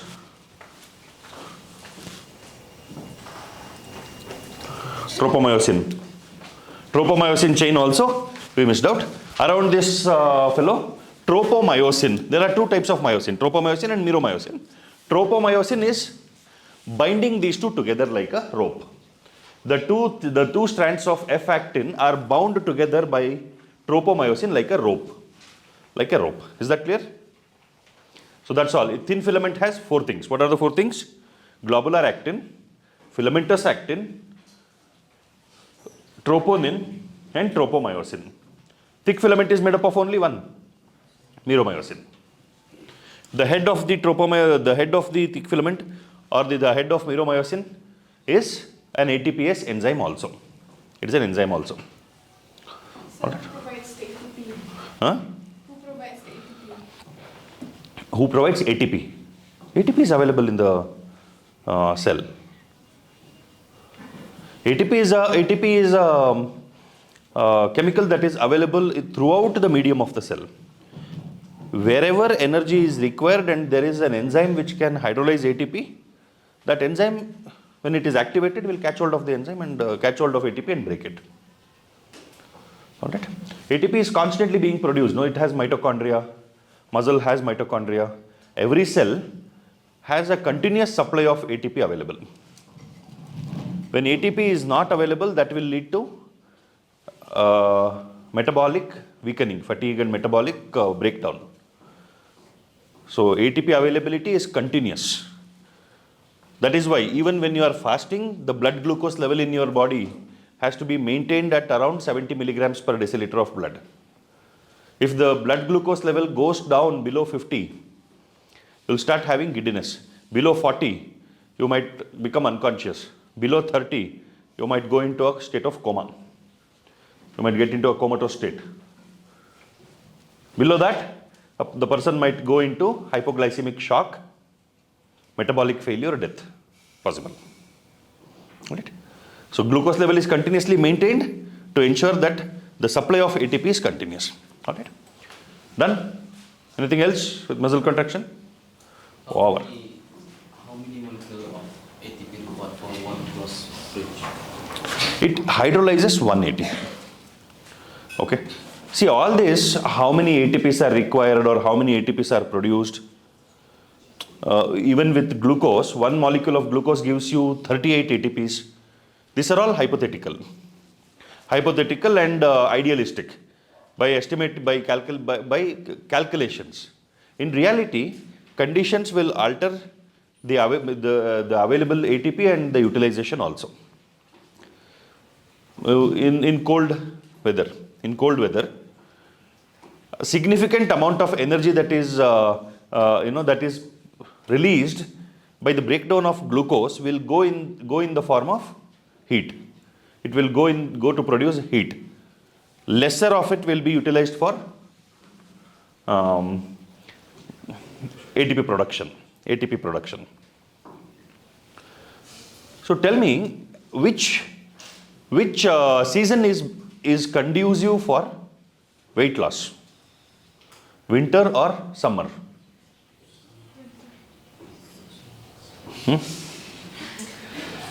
Why? Because in winter a lot of heat is produced, energy is utilized, so you will burn more fat, is it?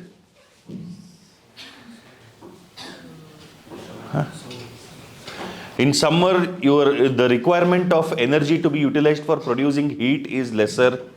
So is it not that more energy will be used for storage? If you need 100 ATPs, and let us say 1 molecule of glucose gives you effectively 20 ATPs under normal conditions. During winter, maybe 1 molecule of ATP will give you 15 ATPs. So to get the same 100 units of energy, you are using about 7 glucose molecules. So you are burning more glucose.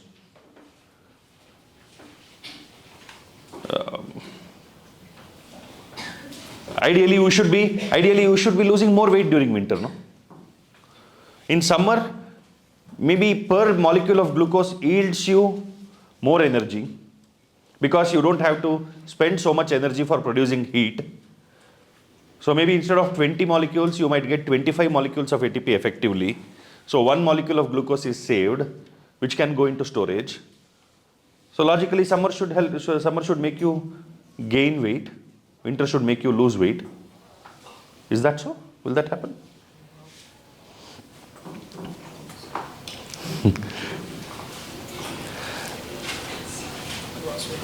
So don't base your weight gain, weight loss logic on the season. Winter is a natural, the response of your body to winter is a natural response. So when there is cold, the body goes into a partial hibernating state. We don't have hibernation. We don't hibernate. Humans don't have hibernation, but it is an evolutionary mechanism that is found in nature among living organisms. So at the metabolic level, there is a possibility that the body goes into a low metabolic state. Low metabolic state where the energy utilization becomes sluggish. Energy is used for producing heat and all that is there. But going into a low metabolic state at the cellular level will make conservation of energy better. In summer, though there is technically more possibility of having storable glucose more than what you might have during winters, summer will cause a lot of loss of water and electrolytes from your body, which makes you more and more thirsty. You drink a lot of fluid. Fluid fills up your tummy more.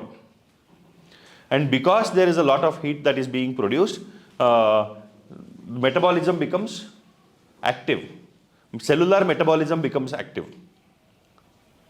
So there is not much of a greater advantage or disadvantage metabolically, whether it is winter or summer. It has its own advantages, it has its own disadvantages. All right? Clear? Is that okay? Now, if you want to balance it out, you can balance it out by your activity. Winter makes you less motivated to be physically active. You want to just wrap yourself up and sleep. Summer keeps you active. But then also, you might not have much motivation because it is very hot. So, intention, desire, action. Ultimately, what will give you outcomes is action. Whether it is winter or summer, if you act on it, you can act on it and it will help you. That's all. Done. Over. We'll complete this one. Endocrine system? No, endocrine. This is done. No, we discussed muscle contraction.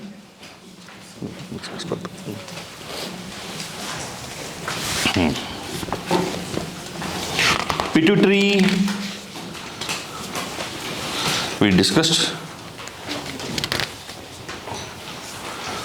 Pineal gland we have to read. The pineal gland is located on the dorsal side of forebrain. Pineal gland secretes a hormone called melatonin. Melatonin plays a very important role in the regulation of a 24-hour rhythm of our body, diurnal rhythm. It's also called circadian rhythm. For example, it helps in maintaining the normal rhythms of sleep-wake cycle, body temperature. In addition, melatonin also influences metabolism, pigmentation, menstrual cycle, as well as our defense capability. All right. Our body is functionally aligned to sunlight. Light and darkness will influence our body's physiological mechanisms. That is why people who live in areas where sunlight is not available or they don't get exposed to light so much will have their own physiological problems and adaptations also to overcome those problems. Thyroid gland. Thyroid gland is composed of two lobes which are located on either side of the trachea. Both the lobes are interconnected with a thin flap of connective tissue called isthmus. Thyroid gland is composed of follicles and stromal tissue. Each thyroid follicle is composed of follicular cells enclosing a cavity. These follicular cells synthesize two hormones, tetraiodothyronin or thyroxine T4 and triiodothyronin T3. Iodine is essential for the normal rate of hormone synthesis in the thyroid. Deficiency of iodine in our diet results in hypothyroidism and enlargement of the thyroid gland, commonly called goiter. Earlier we used to see a lot of cases of goiter, but now goiter is hardly seen. Why? What changed? Fortification. It is called fortification. Fortification of common salt with iodine. Earlier it used to be an option. You would get fortified salt, which would be a little more expensive, 1 rupee, 2 rupees more. And non-iodized salt also. So people were encouraged to use iodized salt to overcome iodine deficiency. But over time it became mandatory that all table salt should have iodine fortified in it. Even now we get powdered salt and crystal salt. So initially powdered salt became mandatory that all the table salt, powdered salt should be fortified with iodine. Crystal salt was an option. You could still not fortify it. Now even crystal salt gets fortified. Whichever is the salt that you use for consumption of human consumption has to be fortified with iodine. So fortification was the systemic solution to a physiological deficiency disorder. All right. So that is where leadership comes into picture. You can decide solutions to common problems by policy. All right. Individually you can do what you can do, but systemically you can bring about common good. Excellence is an individual phenomenon. Sustenance is a group activity. You can help people sustain better and create conditions for excellence. That is what you can do if you have power to influence the system. Can government make people, everybody excel? No, it has to be individual. What can the government do? Government can create a conducive environment where people by their individual effort progress. If government tries to micromanage everything, things will break down. That is why if you notice, governments will only take care of common things. Government operates on the least common multiple LCM approach. What is common to everybody is what the government will deal with. What is specific to individuals, government will set the framework of operation within which you can do whatever you want. You do whatever you want. There are rules which will regulate the business. You do whatever business you want within that framework. Earn how much ever money you want. Who stops you? Have your own islands, have your own helicopters. From first floor to second floor, have 3 people to carry you. If you have the money to pay them, nobody stops you. All right. Okay. So it was very important. Fortification of table salt was very, very important. Was a very important decision that was made. Hypothyroidism during pregnancy causes defective development and maturation of the growing baby, leading to stunted growth or cretinism, mental retardation. What is the cutoff intrauterine age to be sure of adequate thyroid development? By what age in the intrauterine life the baby would complete thyroid development so that delivery after that would not risk thyroid issues in the baby? What age? I have told this. And this is the same age at which the baby becomes viable. Viable means its survival chances increase. If the baby is born before that age, the survival chances will be lesser, proportionate to the number of days that is still there to cross this age. This is the cutoff age of the intrauterine life of the baby, which is considered to be the cutoff for maturity. Babies born before that are considered to be premature babies. Babies born after that are considered to be mature enough, but before the date of delivery as preterm babies. So the baby is supposed to be delivered at around 38 weeks. This age up to 38 weeks it is considered as preterm. But before this it is considered as premature.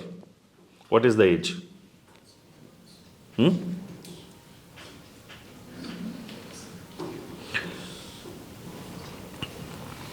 During pregnancy you have to remember few timelines. One, the age of the embryo, the age of the fetus up to which pregnancy can be terminated medically. What? Before 12 weeks. So 12 weeks is the cutoff. If the embryo is beyond 12 weeks, you cannot terminate the pregnancy medically. What is medical termination of pregnancy? You give medication that will lead to shedding of the uterine endometrium. It will shut down the developing placenta. It will lead to breakdown of the endometrium. With the breakdown of the endometrium, the embryo which has been implanted into the endometrium also gets flushed out. By medication, no surgery, no intervention required. Beyond 12 weeks, you cannot do medical termination. You have to go for intervention. Up to what age? Till what age pregnancy can be terminated?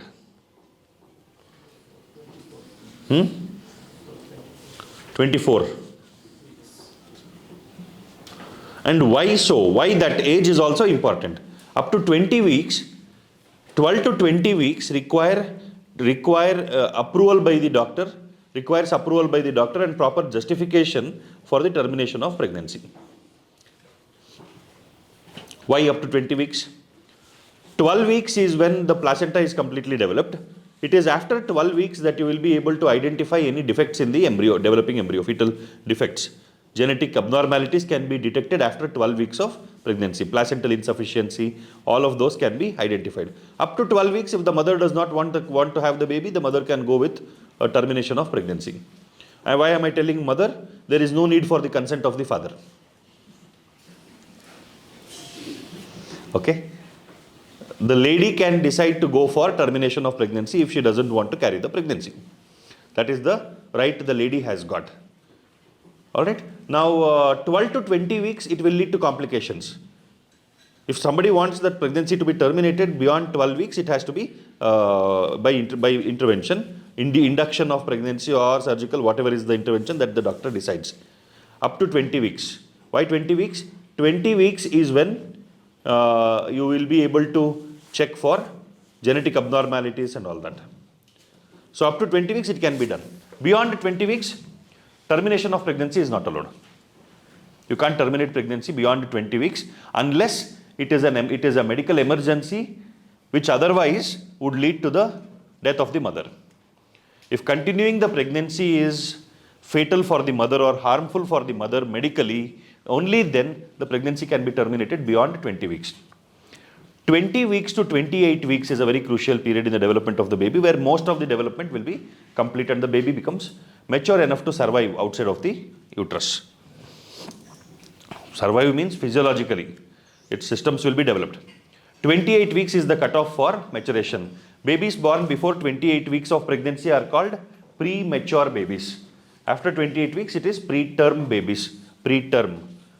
38 weeks, full term. Go beyond 38 weeks, it would be post-dated. Post-dated babies. Like post-dated chicks. Alright.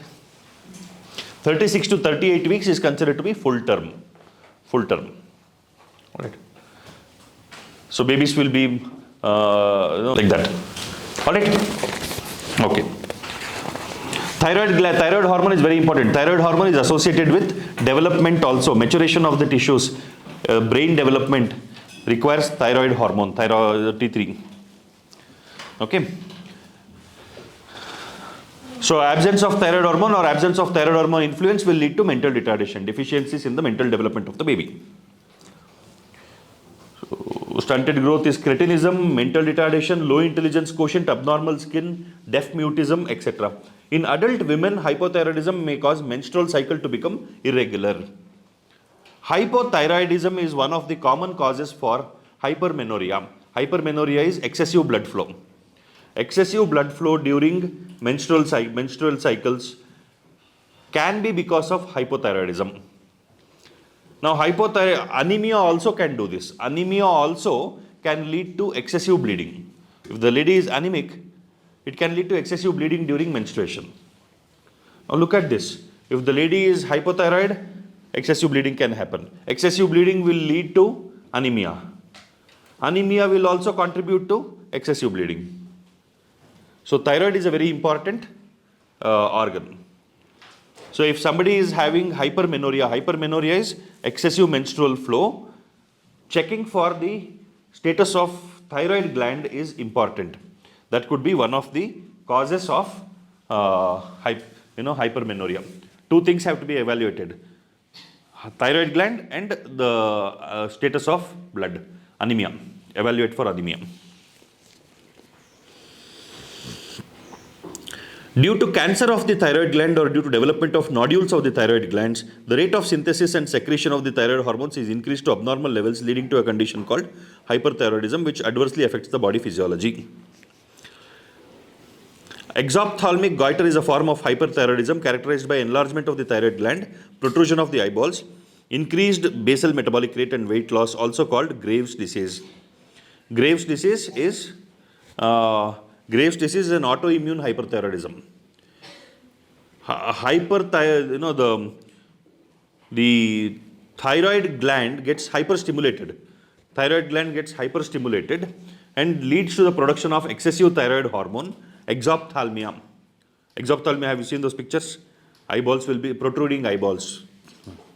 Person will have big eyes. All right. Big eyes are considered to be beautiful, but exophthalmia will be scary. All right.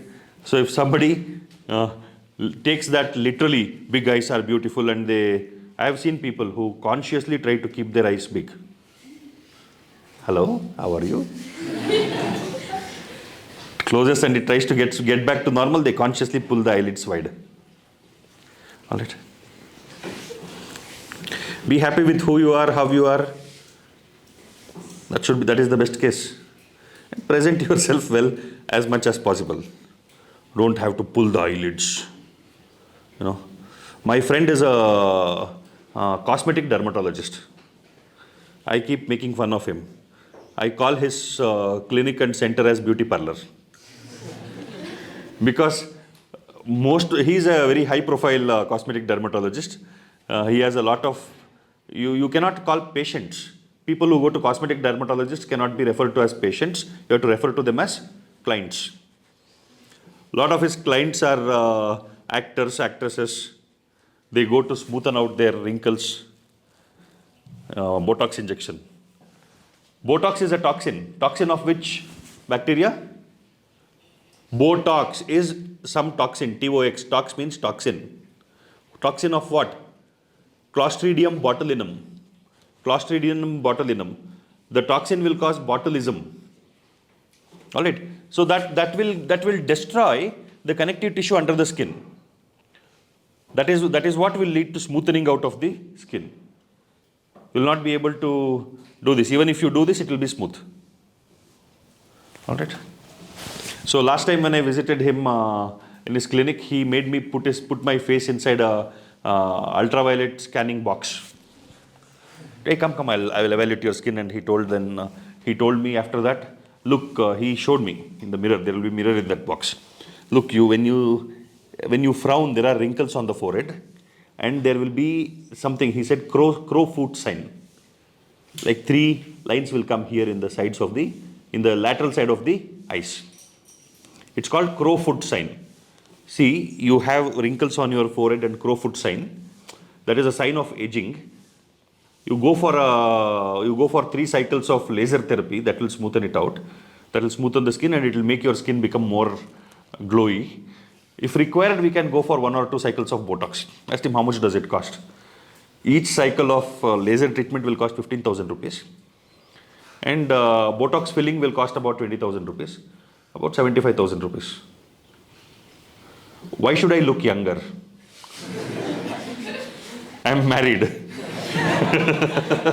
So there is the biggest motivation for people the biggest necessity for people to appear younger. God's grace fulfilled.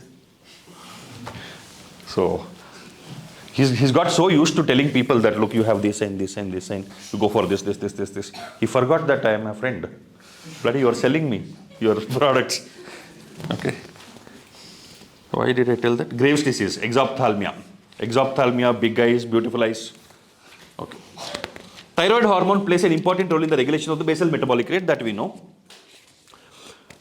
See, basal metabolic rate is what will ensure your heart rate, your respiratory rate, skin tone, digestion, all of this. If basal metabolic rate and even your mental state, your activity, all of this is a function of basal metabolic rate. If you have hypothyroidism, if somebody has hypothyroidism, it will reduce the basal metabolic rate, making the entire metabolism sluggish, lethargic. The person becomes lethargic, activity becomes lesser, drive to do things will become lesser, gut motility will be affected. Gut motility is also controlled by thyroid hormone influence. So if gut motility is altered and reduced, what will happen? constipation, low heart rate, intolerance to cold. Intolerance to cold, because during cold you have to increase your body temperature, and that requires thyroid hormone to come in. So thyroid hormone helps in increasing the basal temperature of the body. Hypothyroidism, the basal temperature of the body will be low. So with the basal temperature being low, the person will not be able to tolerate cold. Hyperthyroidism, it's reverse. Diarrhea, excessive sweating, palpitations. Palpitations is palpable heart rate. Palpable heartbeat. You will feel the heartbeat. That is palpitations. Restlessness, anxiety. All right. All of these are hyperthyroidism symptoms. Thyroid hormones control the metabolism of carbohydrates, proteins and fats. Maintenance of water and electrolyte balance is also influenced by thyroid hormones. Thyroid gland also secretes a protein hormone called thyrocalcitonin, which regulates the blood calcium levels. All of this we know. Parathyroid gland. In humans, 4 parathyroid glands are present on the backside of the thyroid gland, 1 pair each in the 2 lobes of the thyroid gland. Parathyroid glands secrete a peptide hormone called parathyroid hormone or parathormone. The secretion of parathormone is regulated by the circulating levels of calcium ions. Feedback mechanism. If calcium, the secretion of parathormone is regulated by the circulating levels of calcium ions. You tell me, what would be a trigger for the release of parathyroid hormone vis-a-vis calcium ions? What would be a trigger? High levels of calcium in the blood or low levels of calcium in the blood? Low levels of calcium in the blood. Low levels of calcium in the blood means calcium level has to be increased. So the signal has to go to parathyroid hormone. Okay. High levels of calcium in the blood will stimulate the release of calcitonin. Parathyroid hormone increases the calcium levels in the blood, acts on bones and stimulates the process of bone resorption, dissolution or demineralization. It also stimulates reabsorption of calcium by the renal tubules and increases calcium absorption from the digested food. We have discussed this already. Absorption from intestine, excretion at the level of kidneys, storage into bone. All 3 are influenced by both these hormones. Based on what they are supposed to do, you will see the effect of that on this. It is thus clear that parathyroid hormone is a hypercalcemic hormone. That is, it increases the blood calcium levels. Along with thyrocalcitonin, it plays a significant role in calcium balance in the body. Thymus. It's a lobular structure located between the lungs, behind the sternum, on the ventral side of aorta. The thymus plays a major role in the development of the immune system. This gland secretes the peptide hormone called thymosins. Thymosins play a major role in the differentiation of T lymphocytes, which provide cell-mediated immunity. In addition, thymosin also promotes production of antibodies to provide humoral immunity. See, thymosin helps in the maturation of T lymphocytes. By the person reaches adulthood, by the time you are 18 years of age, thymus gland is degenerated. What will happen to maturation of T lymphocytes eventually, subsequently? How do they mature?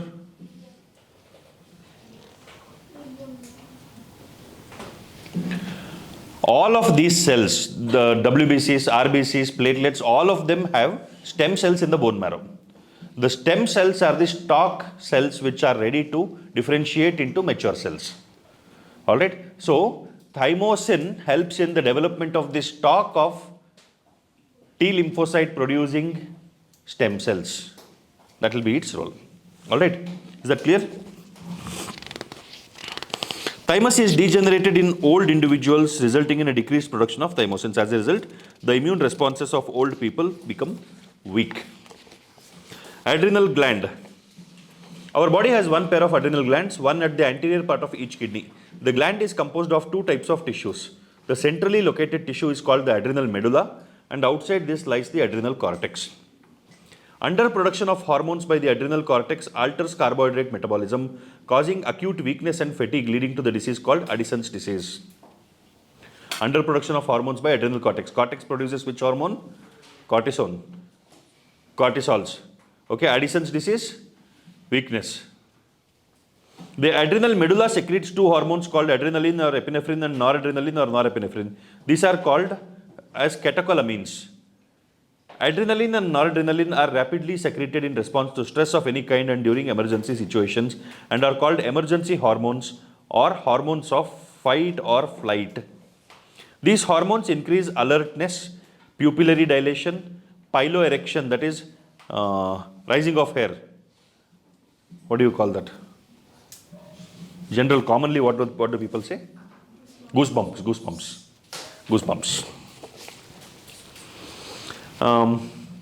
Sweating, etc. Both the hormones increase the heartbeat, the strength of heart contraction and the rate of respiration.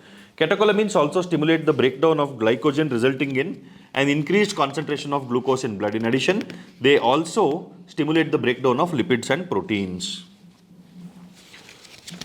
See, sympathetic and parasympathetic systems are the ones which will ensure the activity level of the body remains within a range.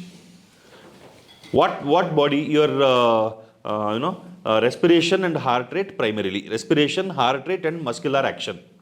Muscles, respiration, heart rate. These three predominantly will help you in survival. When you are in a situation where you are threatened, when your survival is threatened, you have to get away from that situation. You have to run away from there. If you want to run away from there, muscles have to work rapidly. For muscles to work rapidly, their demand for nutrients and oxygen should be fulfilled. The demand for increased oxygen is fulfilled by increasing the respiratory rate. The demand for oxygen and nutrients being fulfilled, one, if the nutrients are available already, you have to deliver it quickly to the muscles.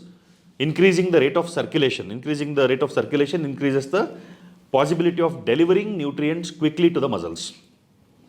But if nutrients are not available readily, you have to somehow make sure that you bring in enough energy producing nutrients to the blood and push it into the muscles. What is the energy producing nutrient that will be made available? Glucose. So all of this, in times of stress, when you have to run away from a situation, heart activity increases to ensure more blood is supplied to your working muscles. The muscles will get into a hyperactivity state. The respiratory rate increases to ensure that enough oxygen is supplied to the working muscles. And other mechanisms are initiated to ensure that there is enough glucose and other substrates that can be utilized by the muscles for its energy needs. Alright? Is that clear? That is why you have storage everywhere. Muscles also store. What do muscles store as immediate source of energy? Glycogen. Muscles store glycogen. Why are not muscles storing fat? Breakdown of fat is slower compared to the breakdown of glycogen. Glycogen breakdown can happen faster.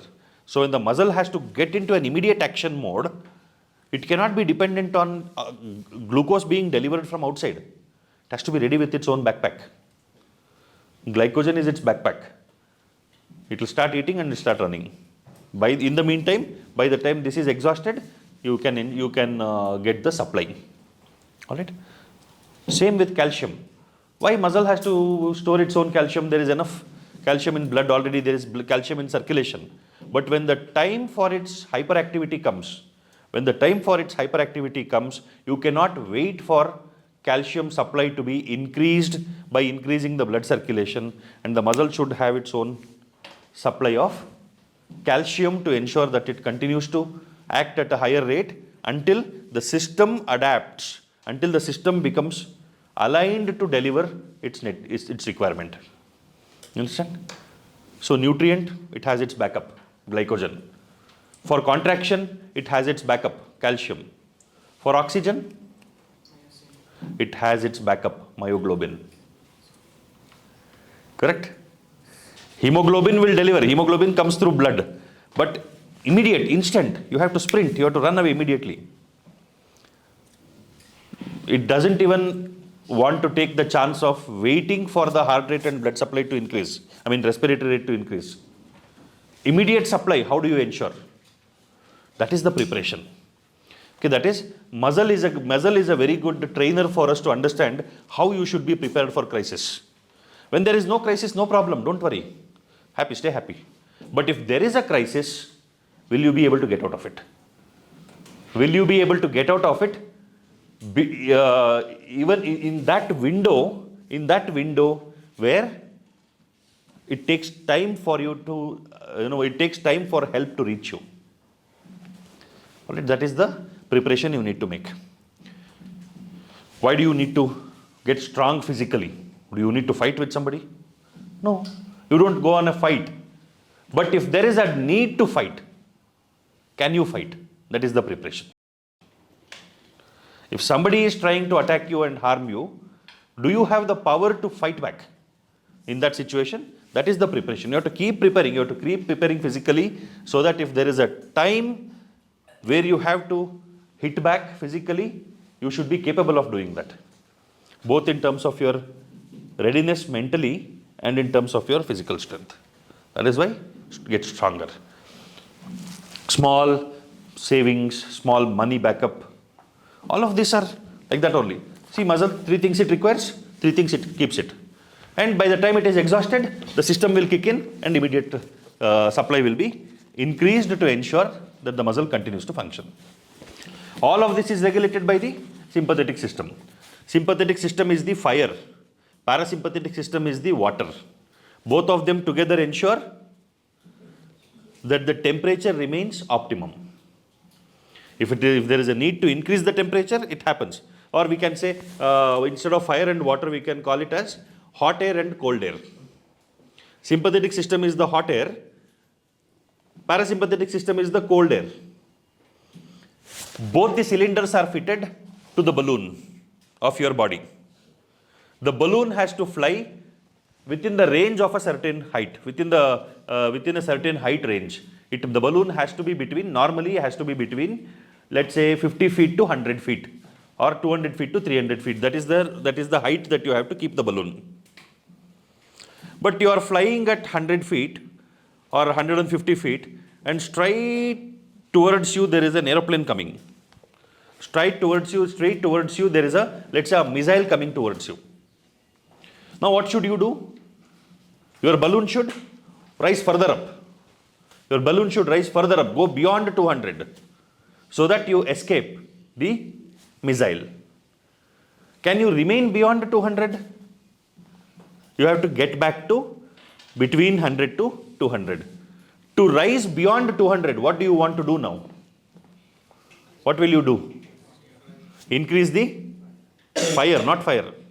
Increase the hot air. Increase the hot air into the balloon. Increase the flow of hot air. Reduce the flow of cold air. Then the balloon rises up further. So hot air is sympathetic system. Missile is a dangerous situation. Flight or fight situation. The balloon rising up is increased heart rate, increased respiratory rate, increased muscle activity, decreased hunger, all that. So once the crisis is taken care of, your balloon has to come back. So what should you do? You shut down the hot air and increase the cold air to that extent that it brings it back to 100 to 150 level.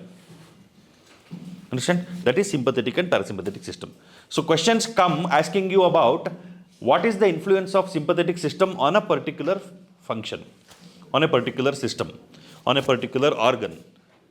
In that case, you have to think, sympathetic system will help me overcome a dangerous situation. So if I am in a dangerous situation, what will happen to that particular organ? What will that organ be doing if I am in a dangerous situation? Think about it, that will be the influence of sympathetic system on that particular organ. Parasympathetic is reverse. Parasympathetic system is, it will bring me down to a state of calmness. So if I am in a calm state, if I am in a relaxed state, what will this organ be doing? Alright? Now I'll ask you a question. What will be the influence of sympathetic system on the depth of respiration? Depth of respiration. Depth of respiration increases, huh? Decreases. Why? You will be breathing fast. The rate of respiration increase. Depth will not be. Will you be breathing deep when you are running from a chasing dog? A dog is chasing you. Will you be doing slow, long, deep breath? Come, I'm running. You will be breathing like the dog only. All right. What will be the influence of sympathetic stimulation on cardiac output? Cardiac output increases, huh? Cardiac output increases. Cardiac output increases. Is it because of increased volume of blood being pumped or increased heart rate? Increased heart rate. Cardiac output is volume of blood pumped into into the rate of heartbeat. So that is cardiac output. Cardiac output increases. Like that, that's all. What will be the influence of sympathetic stimulation on digestive juice secretion? Digestive juices. Your gastric juice, your intestinal juice, digestive juices. Will it increase or decrease? Increase. Why? You need more energy, so digestion should happen better. While running from a dog, will you be parallelly eating a hot dog? No. You will forget hunger. You will be very hungry, you will be looking for a restaurant, you will be looking for something to eat, and suddenly a pack of dogs start chasing you. What will you do? You will immediately run. You are telling that you are not able to stand, I am not able to stand, I am not able to walk. You will be walking like this. I need food.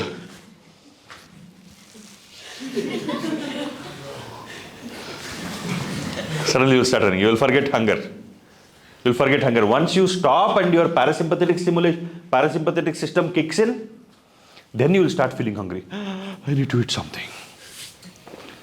Sympathetic system, survival. It is for survival. You have to survive. Forget hunger, forget sleep. Everything will be kicked out and you will just be put on a hyperactive mode. Run. Adrenaline. That is what they call, no? Adrenaline rush. That is the adrenaline rush. Alright. Okay. So that is why soldiers, when they are on a battlefield, they overcome such harsh conditions. They don't have food. They will be fighting. Their legs are severed. They have bullet injuries.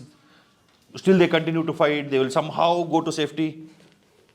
It is not just training. Training also is a significant part, but it is instinct operating at the highest level. What is the instinct? Instinct is to survive. I have to survive. That's all. When that instinct kicks in, you will be taken over by evolutionary drive, evolutionary force. Automatically you will act and somehow you will survive. Alright? Okay. The adrenal cortex can be divided into three layers: zona reticularis, inner layer; zona fasciculata, middle layer; and zona glomerulosa, outer layer. The adrenal cortex secretes many hormones commonly called as corticoids. Corticoids which are involved in carbohydrate metabolism are called glucocorticoids. In our body, cortisol is the main glucocorticoid. Corticoids which regulate the balance of water and electrolytes in our body are called mineralocorticoids. Aldosterone is the main mineralocorticoid in our body. Glucocorticoids stimulate gluconeogenesis. Stimulates gluconeogenesis, lipolysis and proteolysis. Gluconeogenesis is what? Production of glucose from non-glucose sources, which is from proteins and nucleic acids. When you use proteins and nucleic acids for production of glucose, that is gluconeogenesis. Why not lipolysis? Why do you have lipolysis separately? Lipolysis is breakdown of lipids. If glucose is produced from stored lipids, stored fat, can we call it gluconeogenesis? Why not? That glucose, it was glucose which got converted to fat. The stored fat has come from the conversion of glucose into fat. So the source of that fat itself is glucose. You are converting it back into glucose. But the source of protein synthesis, proteins are not synthesized from glucose. Nucleic acids are not synthesized from glucose. So when you break down proteins and nucleic acids to produce glucose, you can call it gluconeogenesis, new synthesis of glucose. Glucocorticoids stimulate gluconeogenesis, lipolysis and proteolysis and inhibit cellular uptake and utilization of amino acids. Amino acid utilization will be prevented. Why? Why will it prevent amino acid utilization by the cells? Come on, apply the logic. The sentence itself is telling you.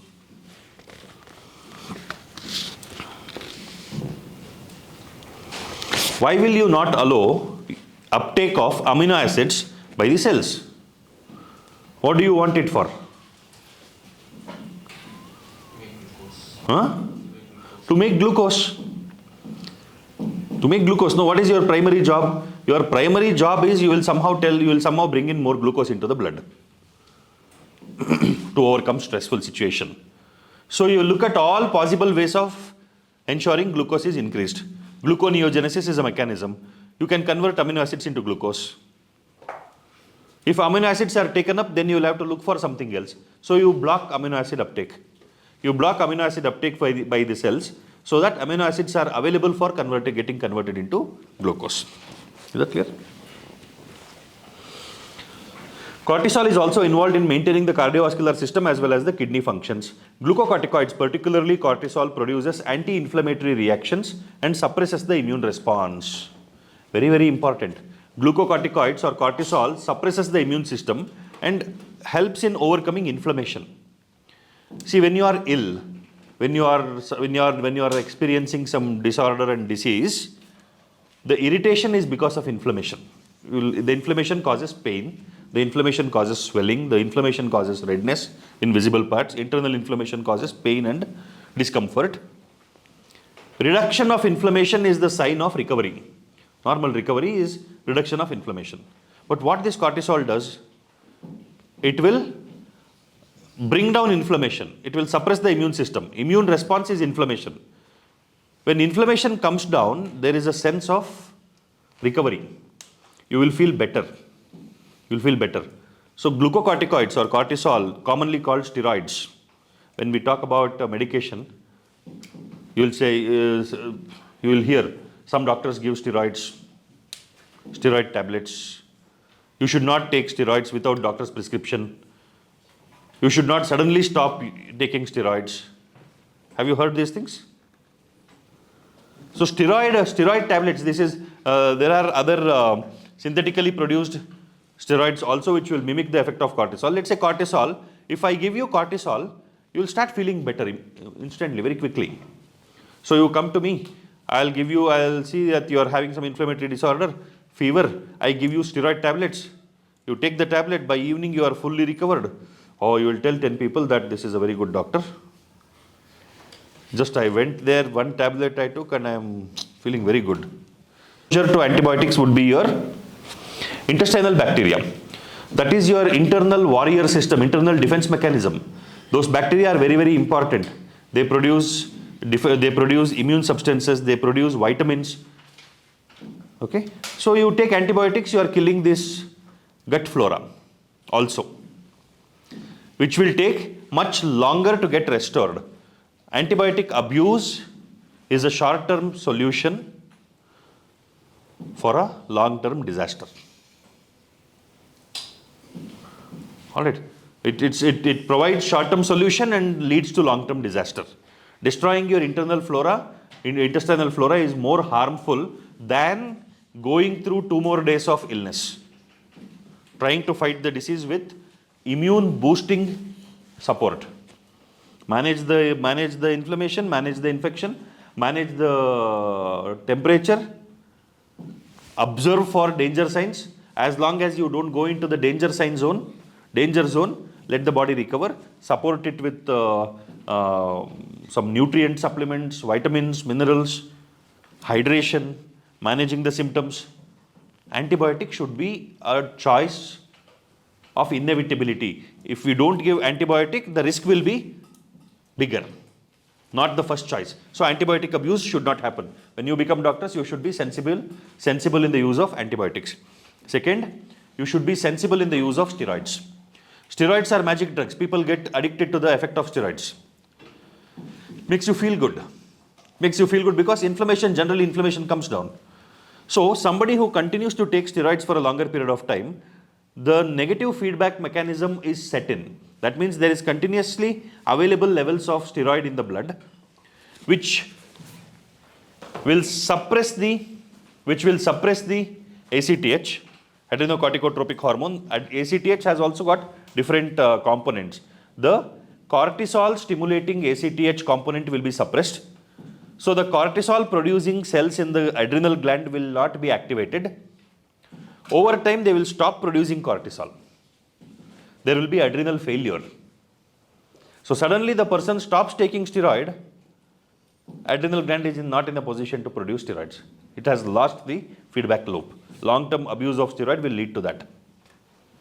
The person will go into an adrenal crisis problem. All right.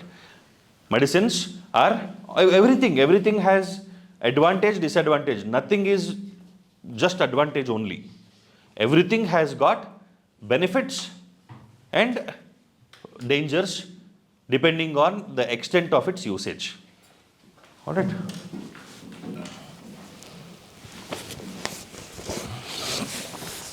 For everything and everybody, that is the judgment you have to make. Risk benefit analysis with friends, with relatives, with relationships, everything, everywhere. In social interactions also, you should know what is the boundary to which the person will be beneficial, what is the boundary crossing which will put you at risk. If you learn, if you develop the ability to identify boundaries, you will be more successful. The boundary of interaction. You should not cross the boundary of risk in any interaction. Over time, with strengthening bond, with increasing friendship, the boundary keeps expanding. But you need to constantly rediscover the boundaries. Your own boundaries you should constantly set and reset. You should tell people if something is not comfortable for you, you should tell. No, this is not comfortable. Don't do it. So defining boundaries and being respectful of others' boundaries. Not taking breach of your boundaries is important. That will lead to long-term social success. Somebody might feel bad. You have to be respectful. Somebody might feel bad. If somebody is feeling bad about them breaching your boundary and you being you expressing your displeasure about it, then it is better to not keep that person in your circle. Get out. All right. So see, so many correlational learning can happen with our physiology. All right. Then. Cortisol stimulates the RBC production. Aldosterone acts mainly at the renal tubules and stimulates the reabsorption of sodium and water and excretion of potassium and phosphate ions. Thus, aldosterone helps in the maintenance of electrolytes, body fluid, volume, osmotic pressure, and blood pressure. Osmotic pressure and potential, do you remember?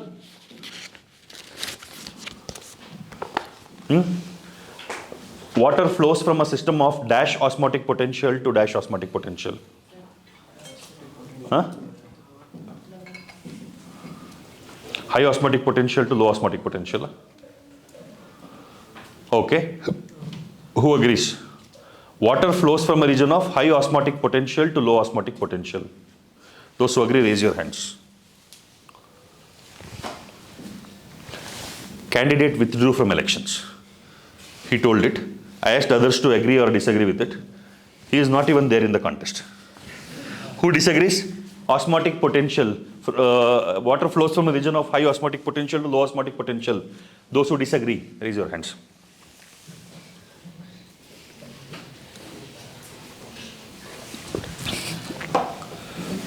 Shameless electorate.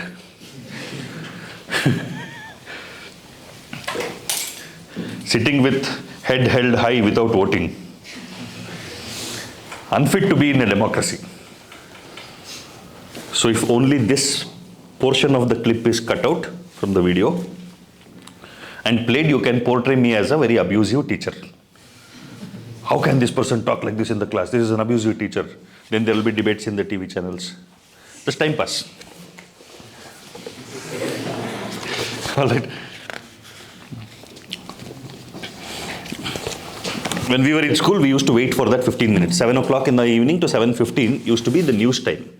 You watch that 7-15 minutes of news, you get all the news. There would be national news, international news, local news, sports, weather. All of that would be summarized in 15 minutes. No drama, no shouting, no debates, no talking over each other, none of that. And there used to be entertainment channels where you can watch movies, drama, everything. With the advent of 24 hours news channels, News channels have become the new news entertainment channels. News is the basis on which they create entertainment. There is no basis also. This clip could be entertainment for 2 days.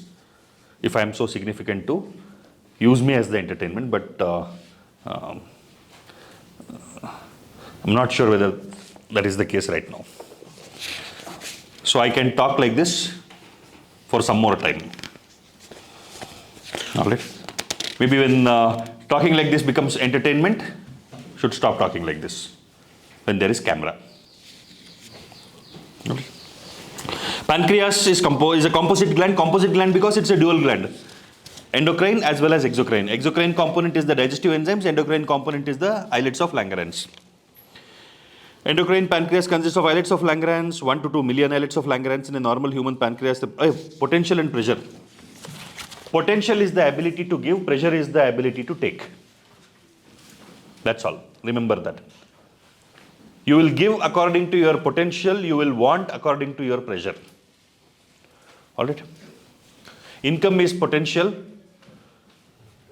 commitments are pressure. Income gives you the ability to give, commitments has the power to take from you. Alright? So now tell me, water moves from a system of dash osmotic pressure, osmotic potential to dash osmotic potential. From a low osmotic potential. So water goes from the region where it has low capacity to give from a region where it has high capacity to give, is it? Potential is to give. Pressure is to take. Give what? Give water only. A system with high osmotic potential can give water or take water compared to another system with low osmotic potential. Give water. So high osmotic potential means it can give water.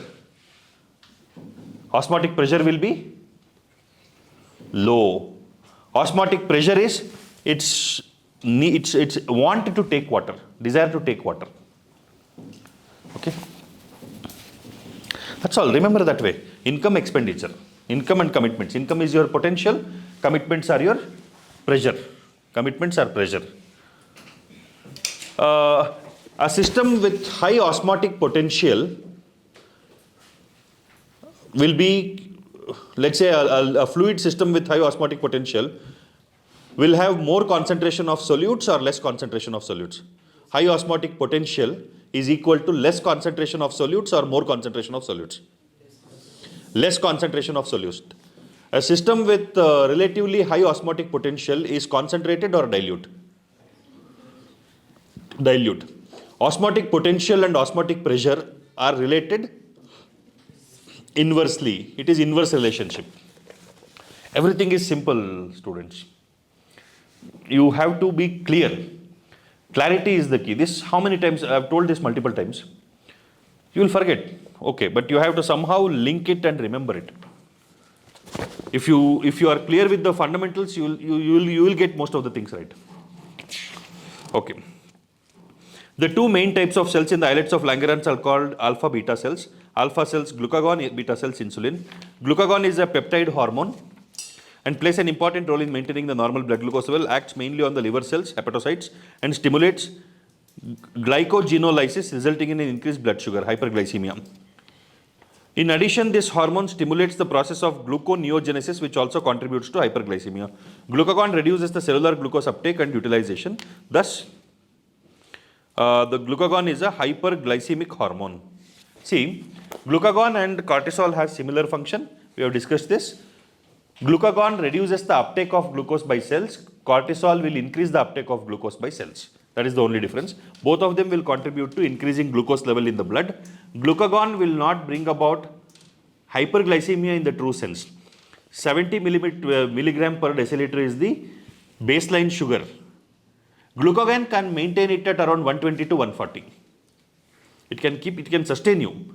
But if your demands increase, when you are not having food, when you don't have the supply of glucose and your demands for glucose increase, glucagon will not be able to supply that. Who will supply? Cortisol will supply that. That is why cortisol will pitch in when there is stress. Insulin is a peptide hormone which plays a major role in the regulation of glucose homeostasis. Insulin acts mainly on hepatocytes and adipocytes, cells of adipose tissue, and enhances cellular glucose uptake and utilization. As a result, there is rapid movement of glucose from blood to hepatocytes and adipocytes, resulting in decreased blood glucose levels, hypoglycemia. Insulin also stimulates conversion of glucose to glycogen, glycogenolysis in the target cells. The glucose homeostasis in blood is thus maintained jointly by the two, insulin and glucagons.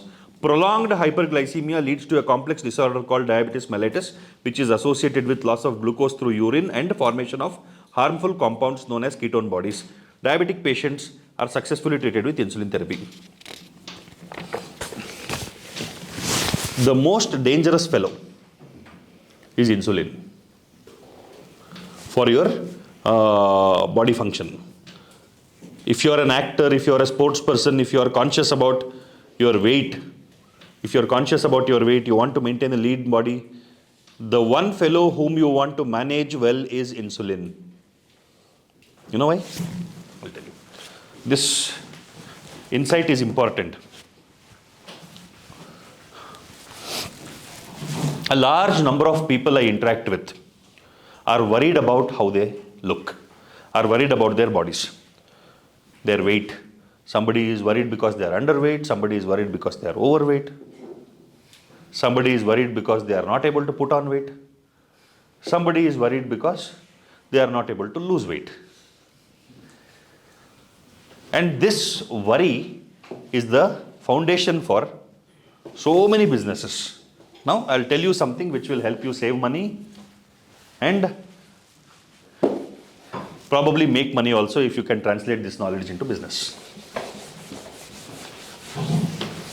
What is the role of insulin? What is the role of insulin? Reduce blood glucose. What will it do? It will do three things. Parallelly, it will do. One, it will stimulate the cells to take up glucose. Two, it will tell liver to convert glucose into glycogen. Liver and muscles to convert glucose into glycogen. Number three, it will tell adipocytes and the liver to convert glucose into fat. All three will happen. If your glucose is maintained at around 120 to 140, if the level of glucose in the blood is maintained at around 120 to 140, predominant action of insulin will be to make the cells take up glucose. So cells of your body during your wakeful state requires glucose supply at around 100 to 120, 140 level. If you can maintain your blood glucose between 100 to 120, then most of the glucose available in the blood will be utilized by the cells. You consider it as steps, okay? 100 to 120 glucose levels. Insulin action is predominantly on the cells. Cells will take up glucose and utilize it for their energy needs. Let's say 120 to 140. 120 to 140. Stimulate glucose uptake in the liver. Stimulates glucose uptake in the liver and muscles.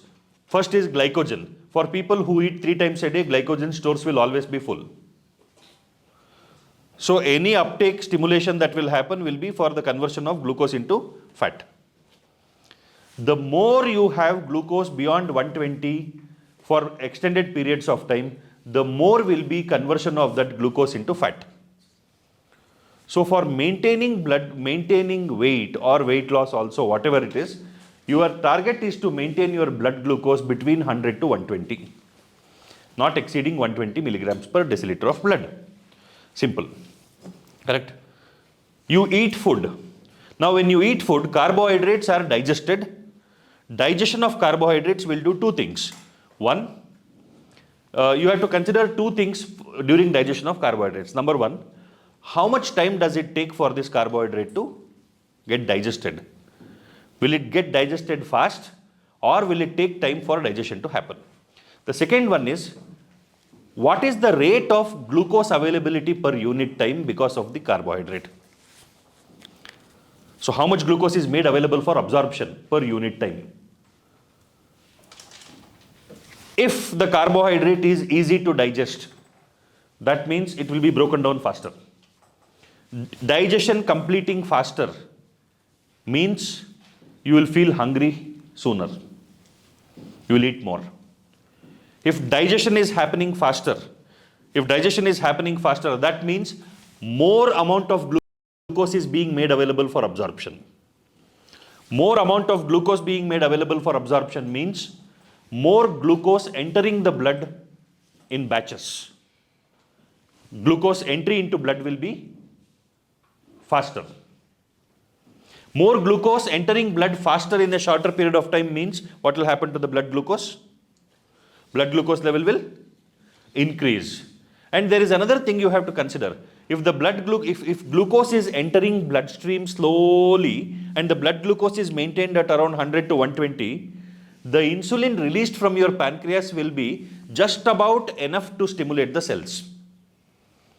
But if there is a rapid entry of glucose into bloodstream, insulin released will be disproportionate to the amount of insulin required to handle this glucose. So with more insulin coming into the bloodstream, insulin will rapidly clear all of the glucose and push into storage. Understand? It's like a riot situation. You have your, let's say, the Chief Minister's residence. Chief Minister's residence, let us consider. There is a bus stop nearby. About 200 meters away from the Chief Minister's residence, there is a bus stop. There are security personnel also in the in and around the Chief Minister's residence. So 10 people get down from 4 buses and they are walking towards the Chief Minister's residence slowly. How many policemen will come and how many policemen will get ready at the gate? If 10 people gets down from 4 different buses and they are walking slowly towards the Chief Minister's residence, you think like a police officer, you think like the commanding officer there, you are the superintendent, SP. What will you tell your forces there? You will say 200 policemen stand at the gate. Is that what you will tell? How many do you want to position there? 2 or 3? One with two people with lathis and 1 person with visible gun. Come, we'll see. That's all. This is like glucose entering the bloodstream in the range of 100 to 120. Now let us consider 25 buses come suddenly, or 20 buses come suddenly and 10 people from each bus. 200 people get down from the bus and they start running towards the Chief Minister's residence. Then everybody who is there as a backup will come and stand there. They will put barricades. They will do more than necessary preparation to stop these people from getting inside if they want to get inside. Correct? If the action is sudden and big,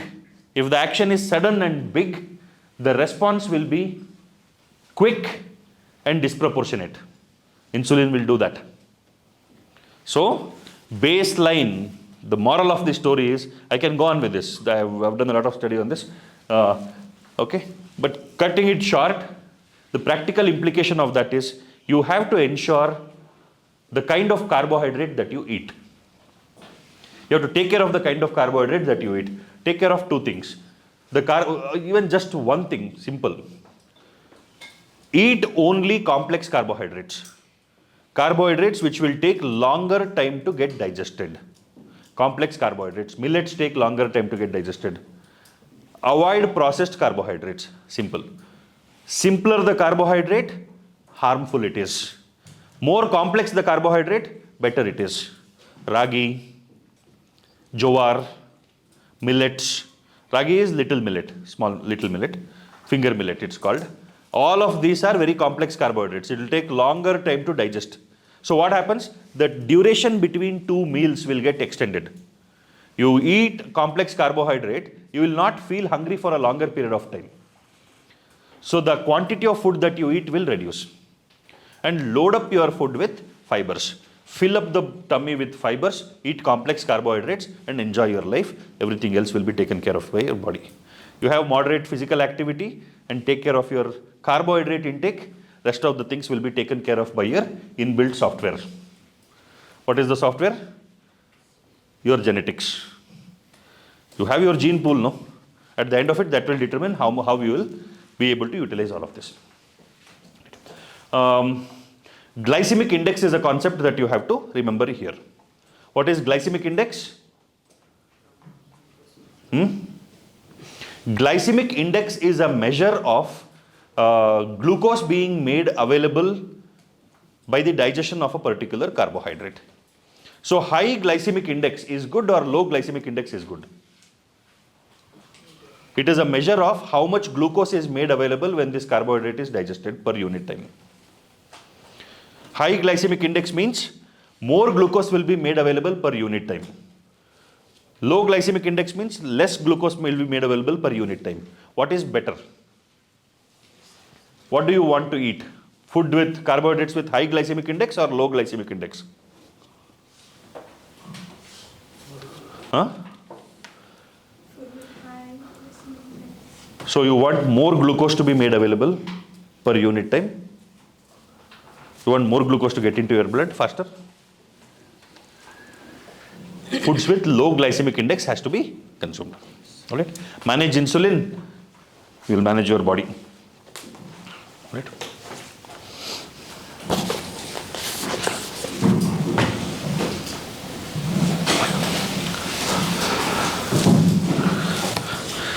I used to be a master of weight management. I would lose weight like this without doing anything abnormal. But now too much of work, stress, travel, no physical activity, lack of exercise. But I can share knowledge. Youngsters can become more healthy. All right? Okay. Testis. A pair of testes is present in the scrotal sac outside abdomen of male individuals. Testis performs dual functions as a primary sex organ as well as an endocrine gland. Testis is composed of seminiferous tubules and stromal or interstitial tissue. The Leydig cells or interstitial cells, which are present in the intertubular spaces, produce a group of hormones called androgens, mainly testosterone. There is one more protein that is produced by testis, by the seminiferous tube, by the interstitial cells. What is that protein? This is the protein which will help testosterone to stimulate the precursor cells for sperm production. The seminiferous tubules need to be acted upon by testosterone. But testosterone getting into the seminiferous tubules is dependent on this protein being produced by the seminiferous tubules. What is this protein? There is an abbreviation that can be used for this protein. By the same abbreviation, there is one news channel also.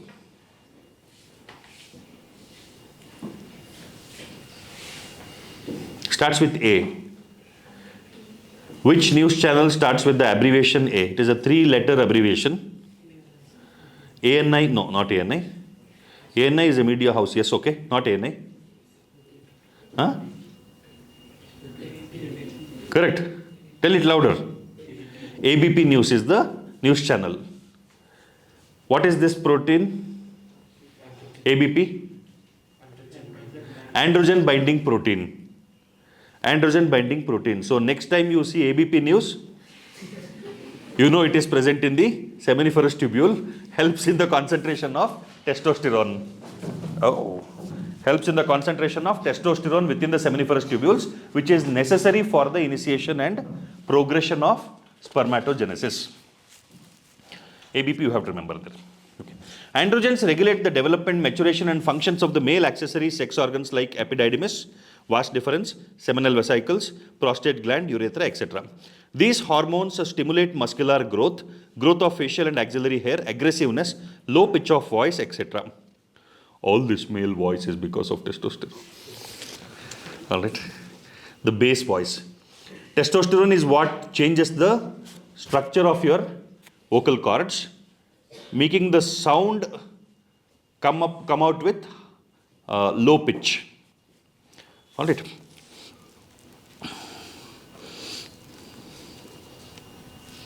Androgens play a major stimulatory role in the process of spermatogenesis, that is the formation of spermatozoa. Androgens act on the central neural system and influence the male sexual behavior or the libido. These hormones produce anabolic effects on protein and carbohydrate metabolism. These hormones produce anabolic effect on protein and carbohydrate metabolism. See, Testosterone is responsible for the skeletal growth, strength of the skeletal system, the density of calcium that is deposited in the bones, the growth of the muscles, the bulk of the muscles, the strength of the muscles, all of these are influenced by testosterone. A male and a female exercising to the same extent will not develop the same strength because, will not develop the same muscular power because the male muscles and bones are designed to be naturally more powerful. All right. Why am I telling this? There was a controversy in this year's Olympics, boxing. The winner of this year's boxing Olympics, this year's Olympics in boxing was somebody who was born a male, a biological male, identifying himself as female, competing in the female boxing category, and knocks out the finalist of the boxing category, female category, in a single round. It is shameful. It is shameful on the organizers to allow a biological male to compete in the female category just because the biological male identifies himself as the female. He might be, that is a different issue. But identifying as a female will not reverse the influence of testosterone which has made that person stronger physically. So much to call yourself open society. All right. It was a very painful moment that the lady who got the silver medal, she is the best among the women's category, and she has been knocked out by this biological male who lost pathetically in the previous competitions in the male category and now suddenly identifies himself as female and competes in the female category and wins over. So much of nonsense going on. But all of this is the aggression, everything, the behavior, the aggression, the muscular strength, all of that comes from testosterone. Right? Ovary. Females have a pair of ovaries located in the abdomen. Ovary is the primary female sex organ which produces one ovum during each menstrual cycle. In addition, ovary also produces two groups of steroid hormones called contributes to the maturation of the mammary gland. But mammary glands will develop the ability to secrete milk by the extended influence of progesterone during pregnancy.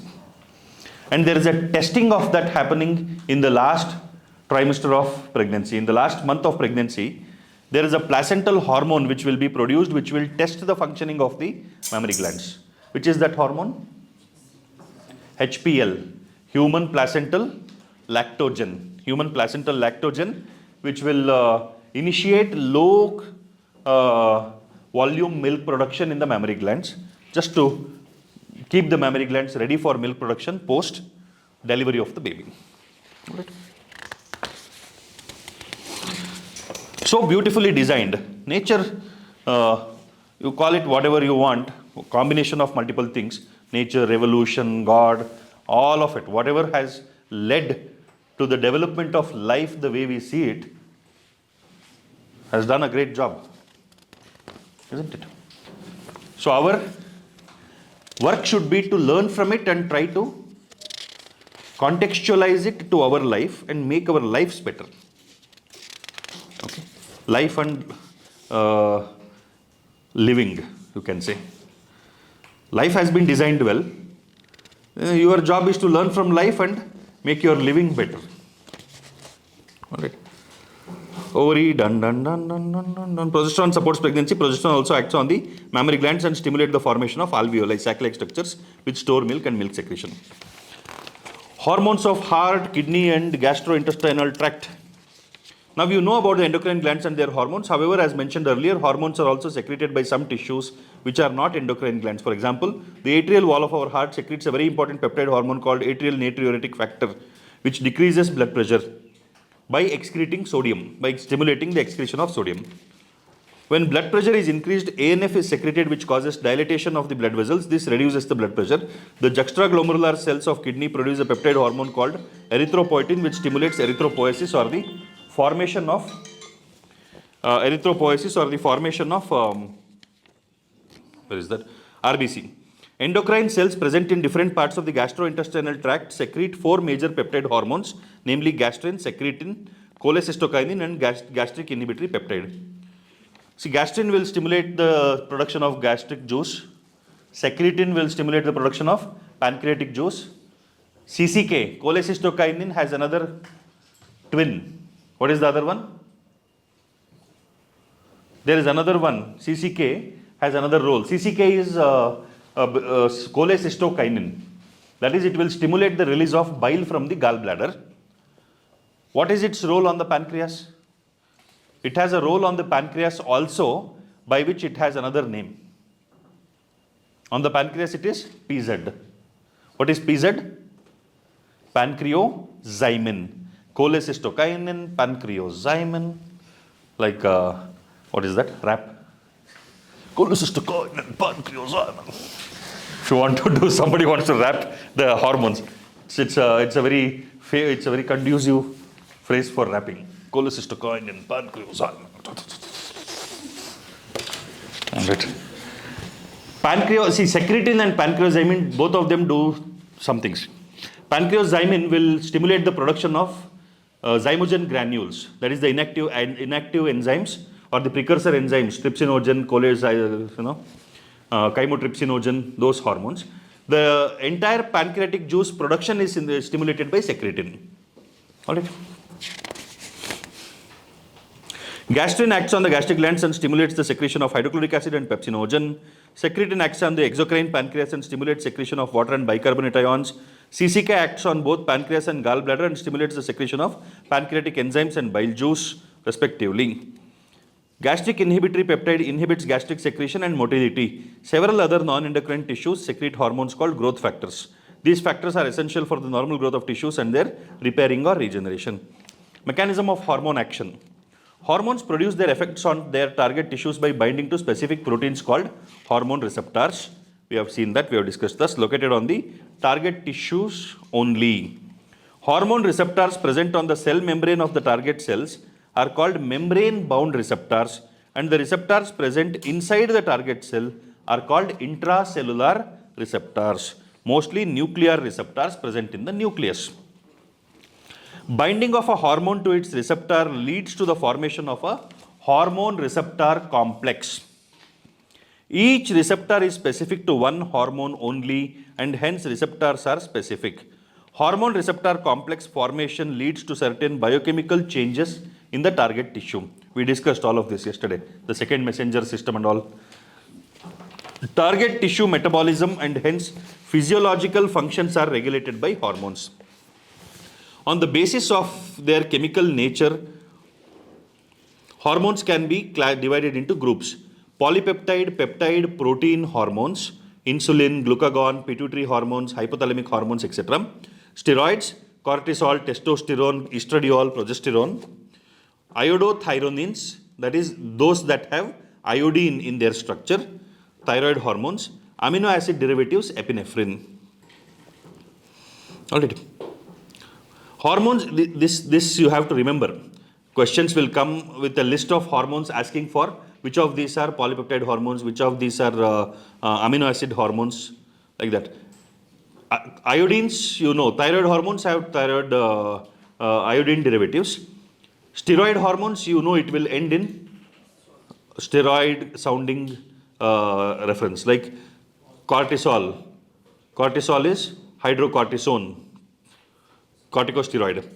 Testosterone, estrogen, estradiol, progesterone. These are all steroid hormones. Rest are polypeptide hormones, proteins hormones. Hormones which interact with membrane-bound receptors normally do not enter the target cell. They don't enter the target cell but generate second messengers. Example, cyclic AMP, IP3, calcium, etc., which in turn regulate cellular metabolism. Hormones which interact with intracellular receptors, example, steroid hormones, iodothyronins, etc., mostly regulate gene expression or chromosome function by the interaction of hormone receptor complex with the genome. Cumulative biochemical actions result in physiological and developmental effects. It is like a series of actions that get initiated. Like the restaurant example I gave you, at the cash counter there is an order that is placed. The cash counter person is the receptor. Let us say with hormones you assume that for each order there is a cashier. For each order there is a cashier. All these cashiers are positioned along the boundary wall of the restaurant, compound of the restaurant. So somebody with a specific order comes and goes to a specific cashier there, tells him that I want this. He identifies, hormone receptor complex is formed. He sends a message. So that particular fellow will send a message through a particular set of people to the kitchen. Now in the kitchen also there is a particular chef who will respond to this chain of instructions. And he will produce something which will be the basis for the stimulation of somebody else's action. Collectively, all of that put together is the influence of this hormone. So the hormone's job is to stimulate a particular receptor. And based on that, there is an entire chain of activities designed internally which will happen in a sequential manner. The first step will happen. The product of the first step will be the stimulation for the second step.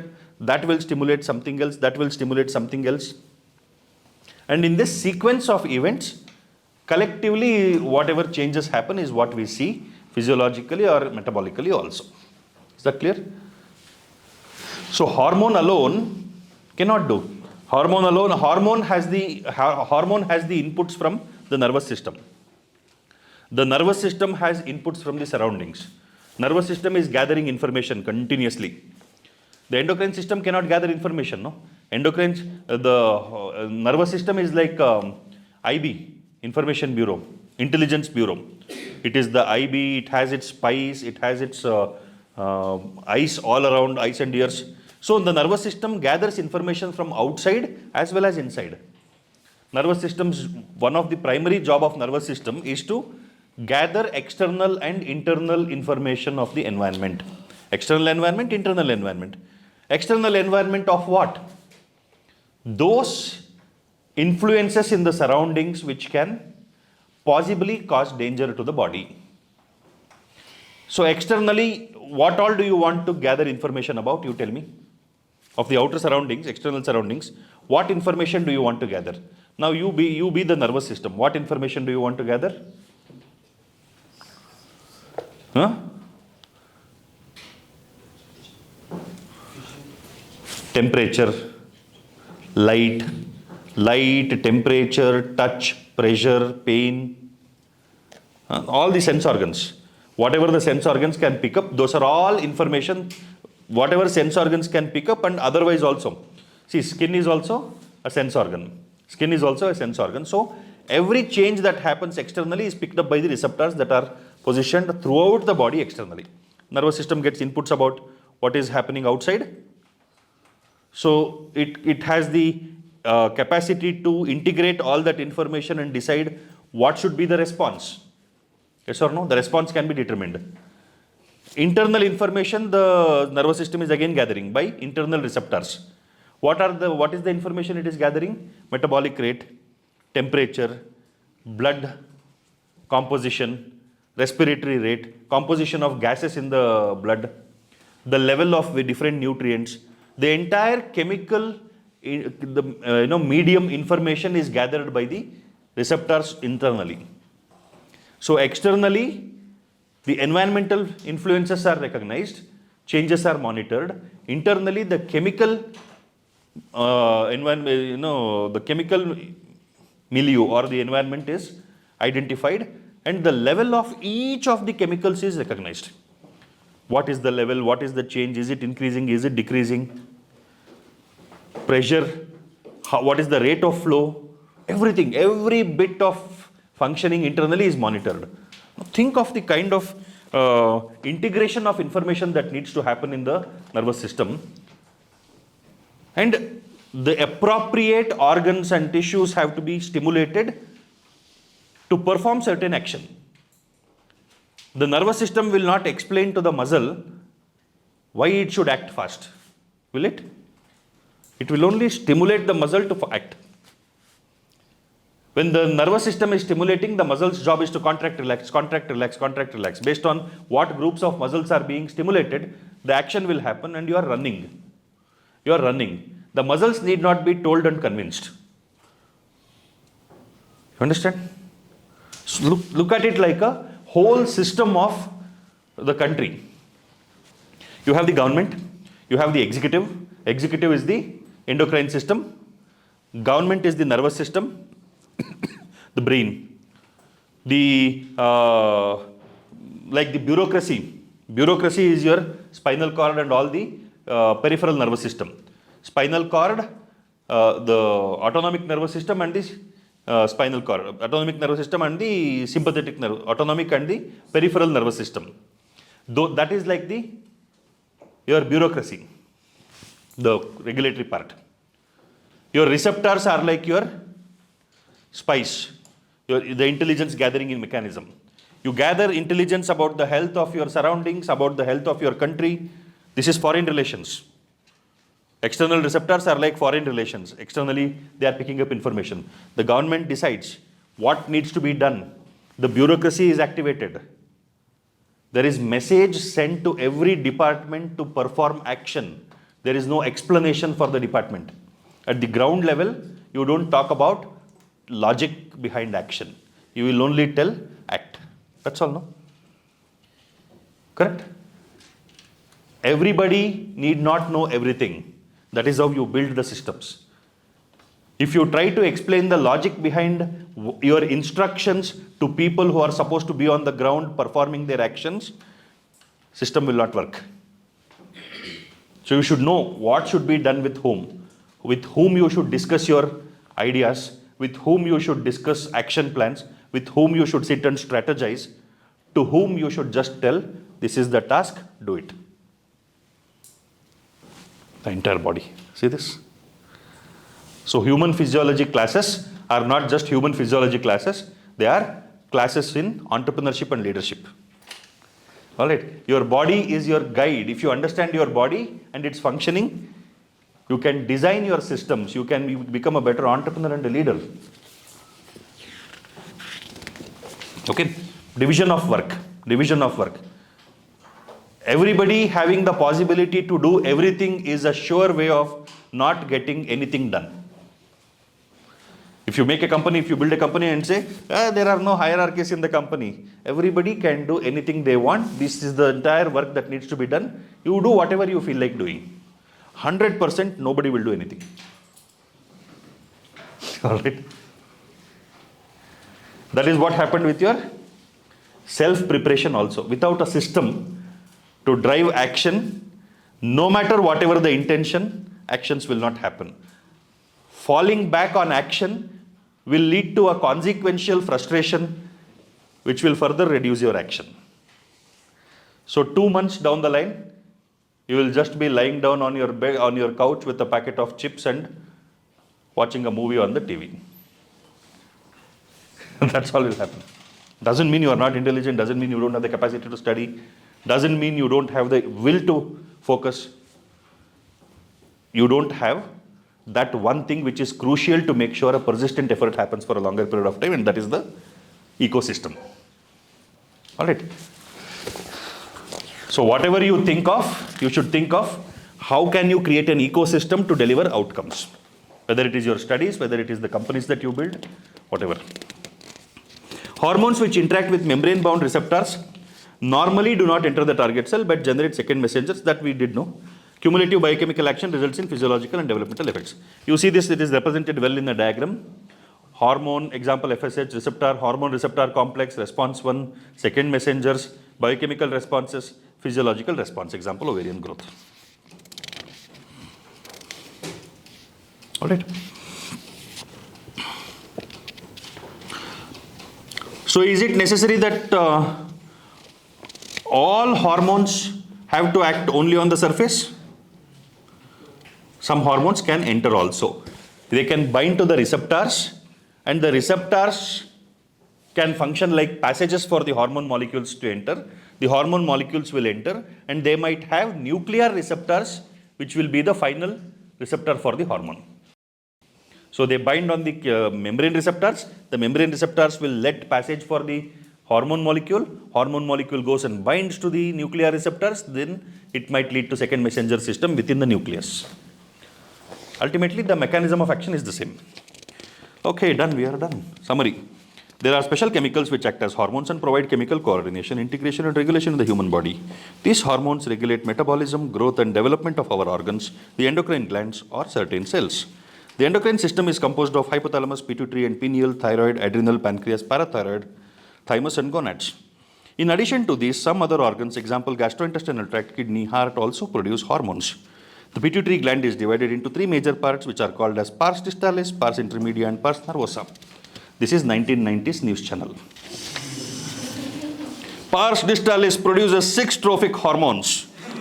Pars intermedia secrete only 1 hormone, while pars nervosa secrete 2 hormones. Why this discrimination? Adding your own masala into it is 2024 news channel. Okay. The pituitary hormones regulate the growth and development of somatic tissues and activities of peripheral endocrine glands. Pineal gland secretes melatonin, which plays a very important role in the regulation of 24-hour rhythms of our body. Thyroid gland hormones play an important role in the regulation of the basal metabolic rate, development and maturation of the central neural system. Erythropoiesis, metabolism of carbohydrates, proteins and fats, menstrual cycle. Another thyroid hormone, thyrocalcitonin, regulates calcium level in our blood by decreasing it. Parathyroid glands secrete parathyroid hormone, which increases the blood calcium levels and plays a major role in calcium homeostasis. The thymus gland secretes thymosins, which play a major role in the differentiation of T lymphocytes, which provide cell-mediated immunity. Maybe next time we need to discuss a little bit more on immunity. We have discussed it already. Is there any chapter or topic that we are yet to touch upon? I think we have touched upon everything, no, at least once. Some things we are doing it more than once. Animal kingdom. Oh, okay. Animal kingdom and biomolecules. Then biodiversity, ecology, some 3-4 chapters there. Next time we will finish off all that. By then you should be done with your notes. Revision should stabilize. All right. More people in the 400-500 club. I'm trying to think of that chocolate. What is that chocolate? You don't buy it, you earn it.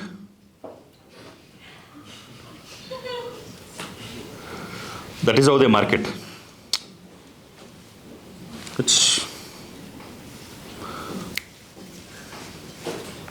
I know what I want to bring. That is how they marketed initially when it came. You don't buy this, you earn it. That means you have to deserve to get this chocolate kind of promotion. In addition, thymosins also increase the production of antibodies to provide humoral immunity. Adrenal gland is composed of the centrally located adrenal medulla and the outer adrenal cortex. Adrenal medulla secretes epinephrine, norepinephrine. Okay, we have done it. We'll finish it off. Okay, 2 more minutes. These hormones increase alertness, pupillary dilatation, piloerection, sweating, heart rate, strength of heart contraction, rate of respiration, glycogenolysis, lipolysis, proteolysis. The adrenal cortex secretes glucocorticoids and mineralocorticoids. Glucocorticoids stimulate gluconeogenesis, lipolysis, proteolysis, erythropoiesis, cardiovascular system, blood pressure and glomerular filtration rate, and inhibit inflammatory reactions by suppressing the immune response. Mineralocorticoids regulate water and electrolyte contents of the body. The endocrine pancreas secretes glucagon and insulin. Glucagon stimulates glycogenolysis and gluconeogenesis, resulting in hyperglycemia. Insulin stimulates cellular glucose uptake and utilization, and glycogenesis resulting in hyperglycemia. Insulin deficiency and or insulin resistance results in a disease called diabetes mellitus. The testis secretes androgens which stimulate the development, maturation and functions of the male accessory sex organs, appearance of the male secondary sex characters, spermatogenesis, male sexual behavior, anabolic pathways, and erythropoiesis. Ovary secretes estrogen and progesterone. Estrogen stimulates growth and development of female accessory sex organs and secondary sex characters. Progesterone plays a major role in the maintenance of pregnancy as well as in mammary gland development and lactation. Atrial wall of the heart produces atrial natriuretic factor which decreases the blood pressure. Kidney produces erythropoietin, which stimulates erythropoiesis. Gastrointestinal tract secretes gastrin, secretin, cholecystokinin, and gastric inhibitory peptide. These hormones regulate the secretion of digestive juices and help in digestion so that we remain happy and healthy ever after. All right. None. Good. Just, I will list down some things. Make note of it.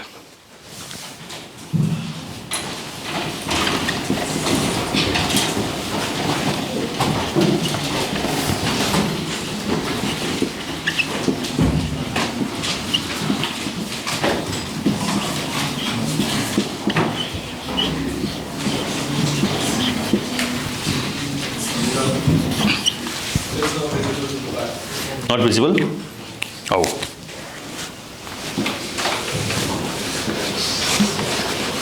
Did it take time for the light to reach you and you process it and then send that message? Okay.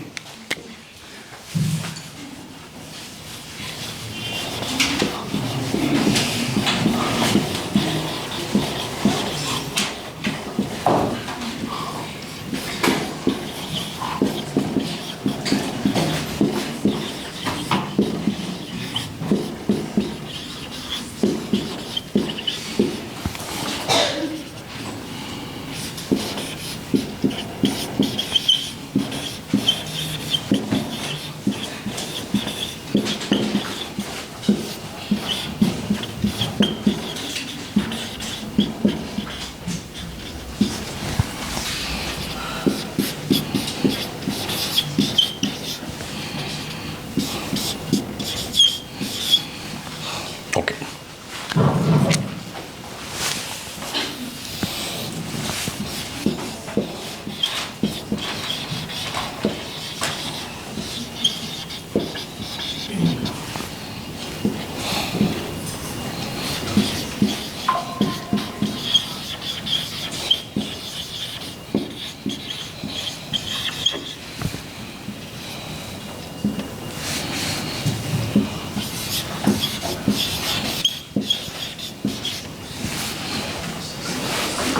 That's all.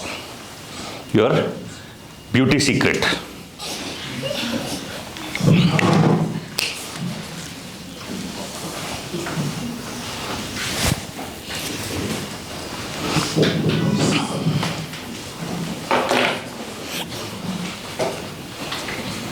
All right. If you just ensure this, you will turn out to be physically the best that your genetics will allow you to be. All right. And whatever the moderate level of physical activity you are having, that is good enough. And after your this preparation phase and when you get into MBBS, make sure that you join some fitness club, gym, some sport. Build on it. Another 5 years, 5 to 10 years, till age 30, work out well. Work towards becoming the best that you can be physically also. After that, a lot of things will catch up. Unless you are in the profession of ensuring and maintaining all of that, it becomes difficult over time to maintain. This I told you, complex carbs is what you have to eat. Proteins, baseline is 1 gram per kg body weight. If you are working out, if you go to the gym, if you do high intensity activities, maximum about 1.2 grams per kg body weight. So if you are 60 kgs, you will need about 60 grams of proteins. You should learn to identify how much protein is available in various foods. Just basic guiding principle is all pulses. If you take pulses, you can consider about 18 to 20% protein. If you take 100 grams of pulse, dry weight, not boiled one. Any pulse, seeds and all that you eat. Today morning you ate chana. That will have about 18 to 20 grams per 100 grams. So if you have a bowl of it, that would be about 150-200 grams of boiled weight. So about 50 grams of dry weight probably. 50 grams of dry weight would be your entire bowl of chana. 50 grams, 20% is about 10 grams. From an entire bowl of chana, you will get about 8 to 10 grams of proteins. To be conscious of that. One whole egg. including the yolk, gives you 6 grams of proteins. 100 ml of milk will give you about 4 grams of protein. Curd and buttermilk, excellent source of processed proteins, very highly available proteins. So you should add curd. One more thing that you have to add in your diet is probiotics.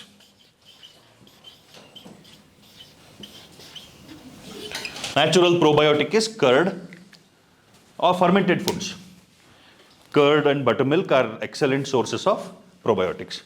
Rich in proteins, amino acids, they are broken down, they are processed, partially digested. So high availability of proteins from curd and buttermilk. Micronutrients, vitamins and minerals. If you have adequate supply of vegetables and fruit in your diet, your micronutrient is taken care of. Otherwise, a supplementation of B complex and C vitamins. A supplementation of vitamins, not to 100% RDA, recommended dietary allowance, partial supplementation of vitamins and minerals by some multivitamin, multimineral tablet, which will cover 50 to 70% of your daily requirement. Then whatever fruits and vegetables you eat, they will also add. This is the only external thing that you will have to take. Fiber, lot of green leafy vegetables, whatever natural sources of fiber you get, you eat it well. Water, I have already told you about, keep sipping 100 ml of water every 15-20 minutes when you can. So overall, the entire day, you are maintaining hydration throughout. Probiotics, curd and buttermilk. This should be your regular diet and you will get loads of varieties in this. Totally to avoid, if you have the willpower to do it, you should completely avoid processed carbohydrates. Processed carbohydrates, you get glucose powder, maida. Maida is heavily processed carbohydrate. It is very bad for your gut. Packaged foods, anything that comes in packet, avoid.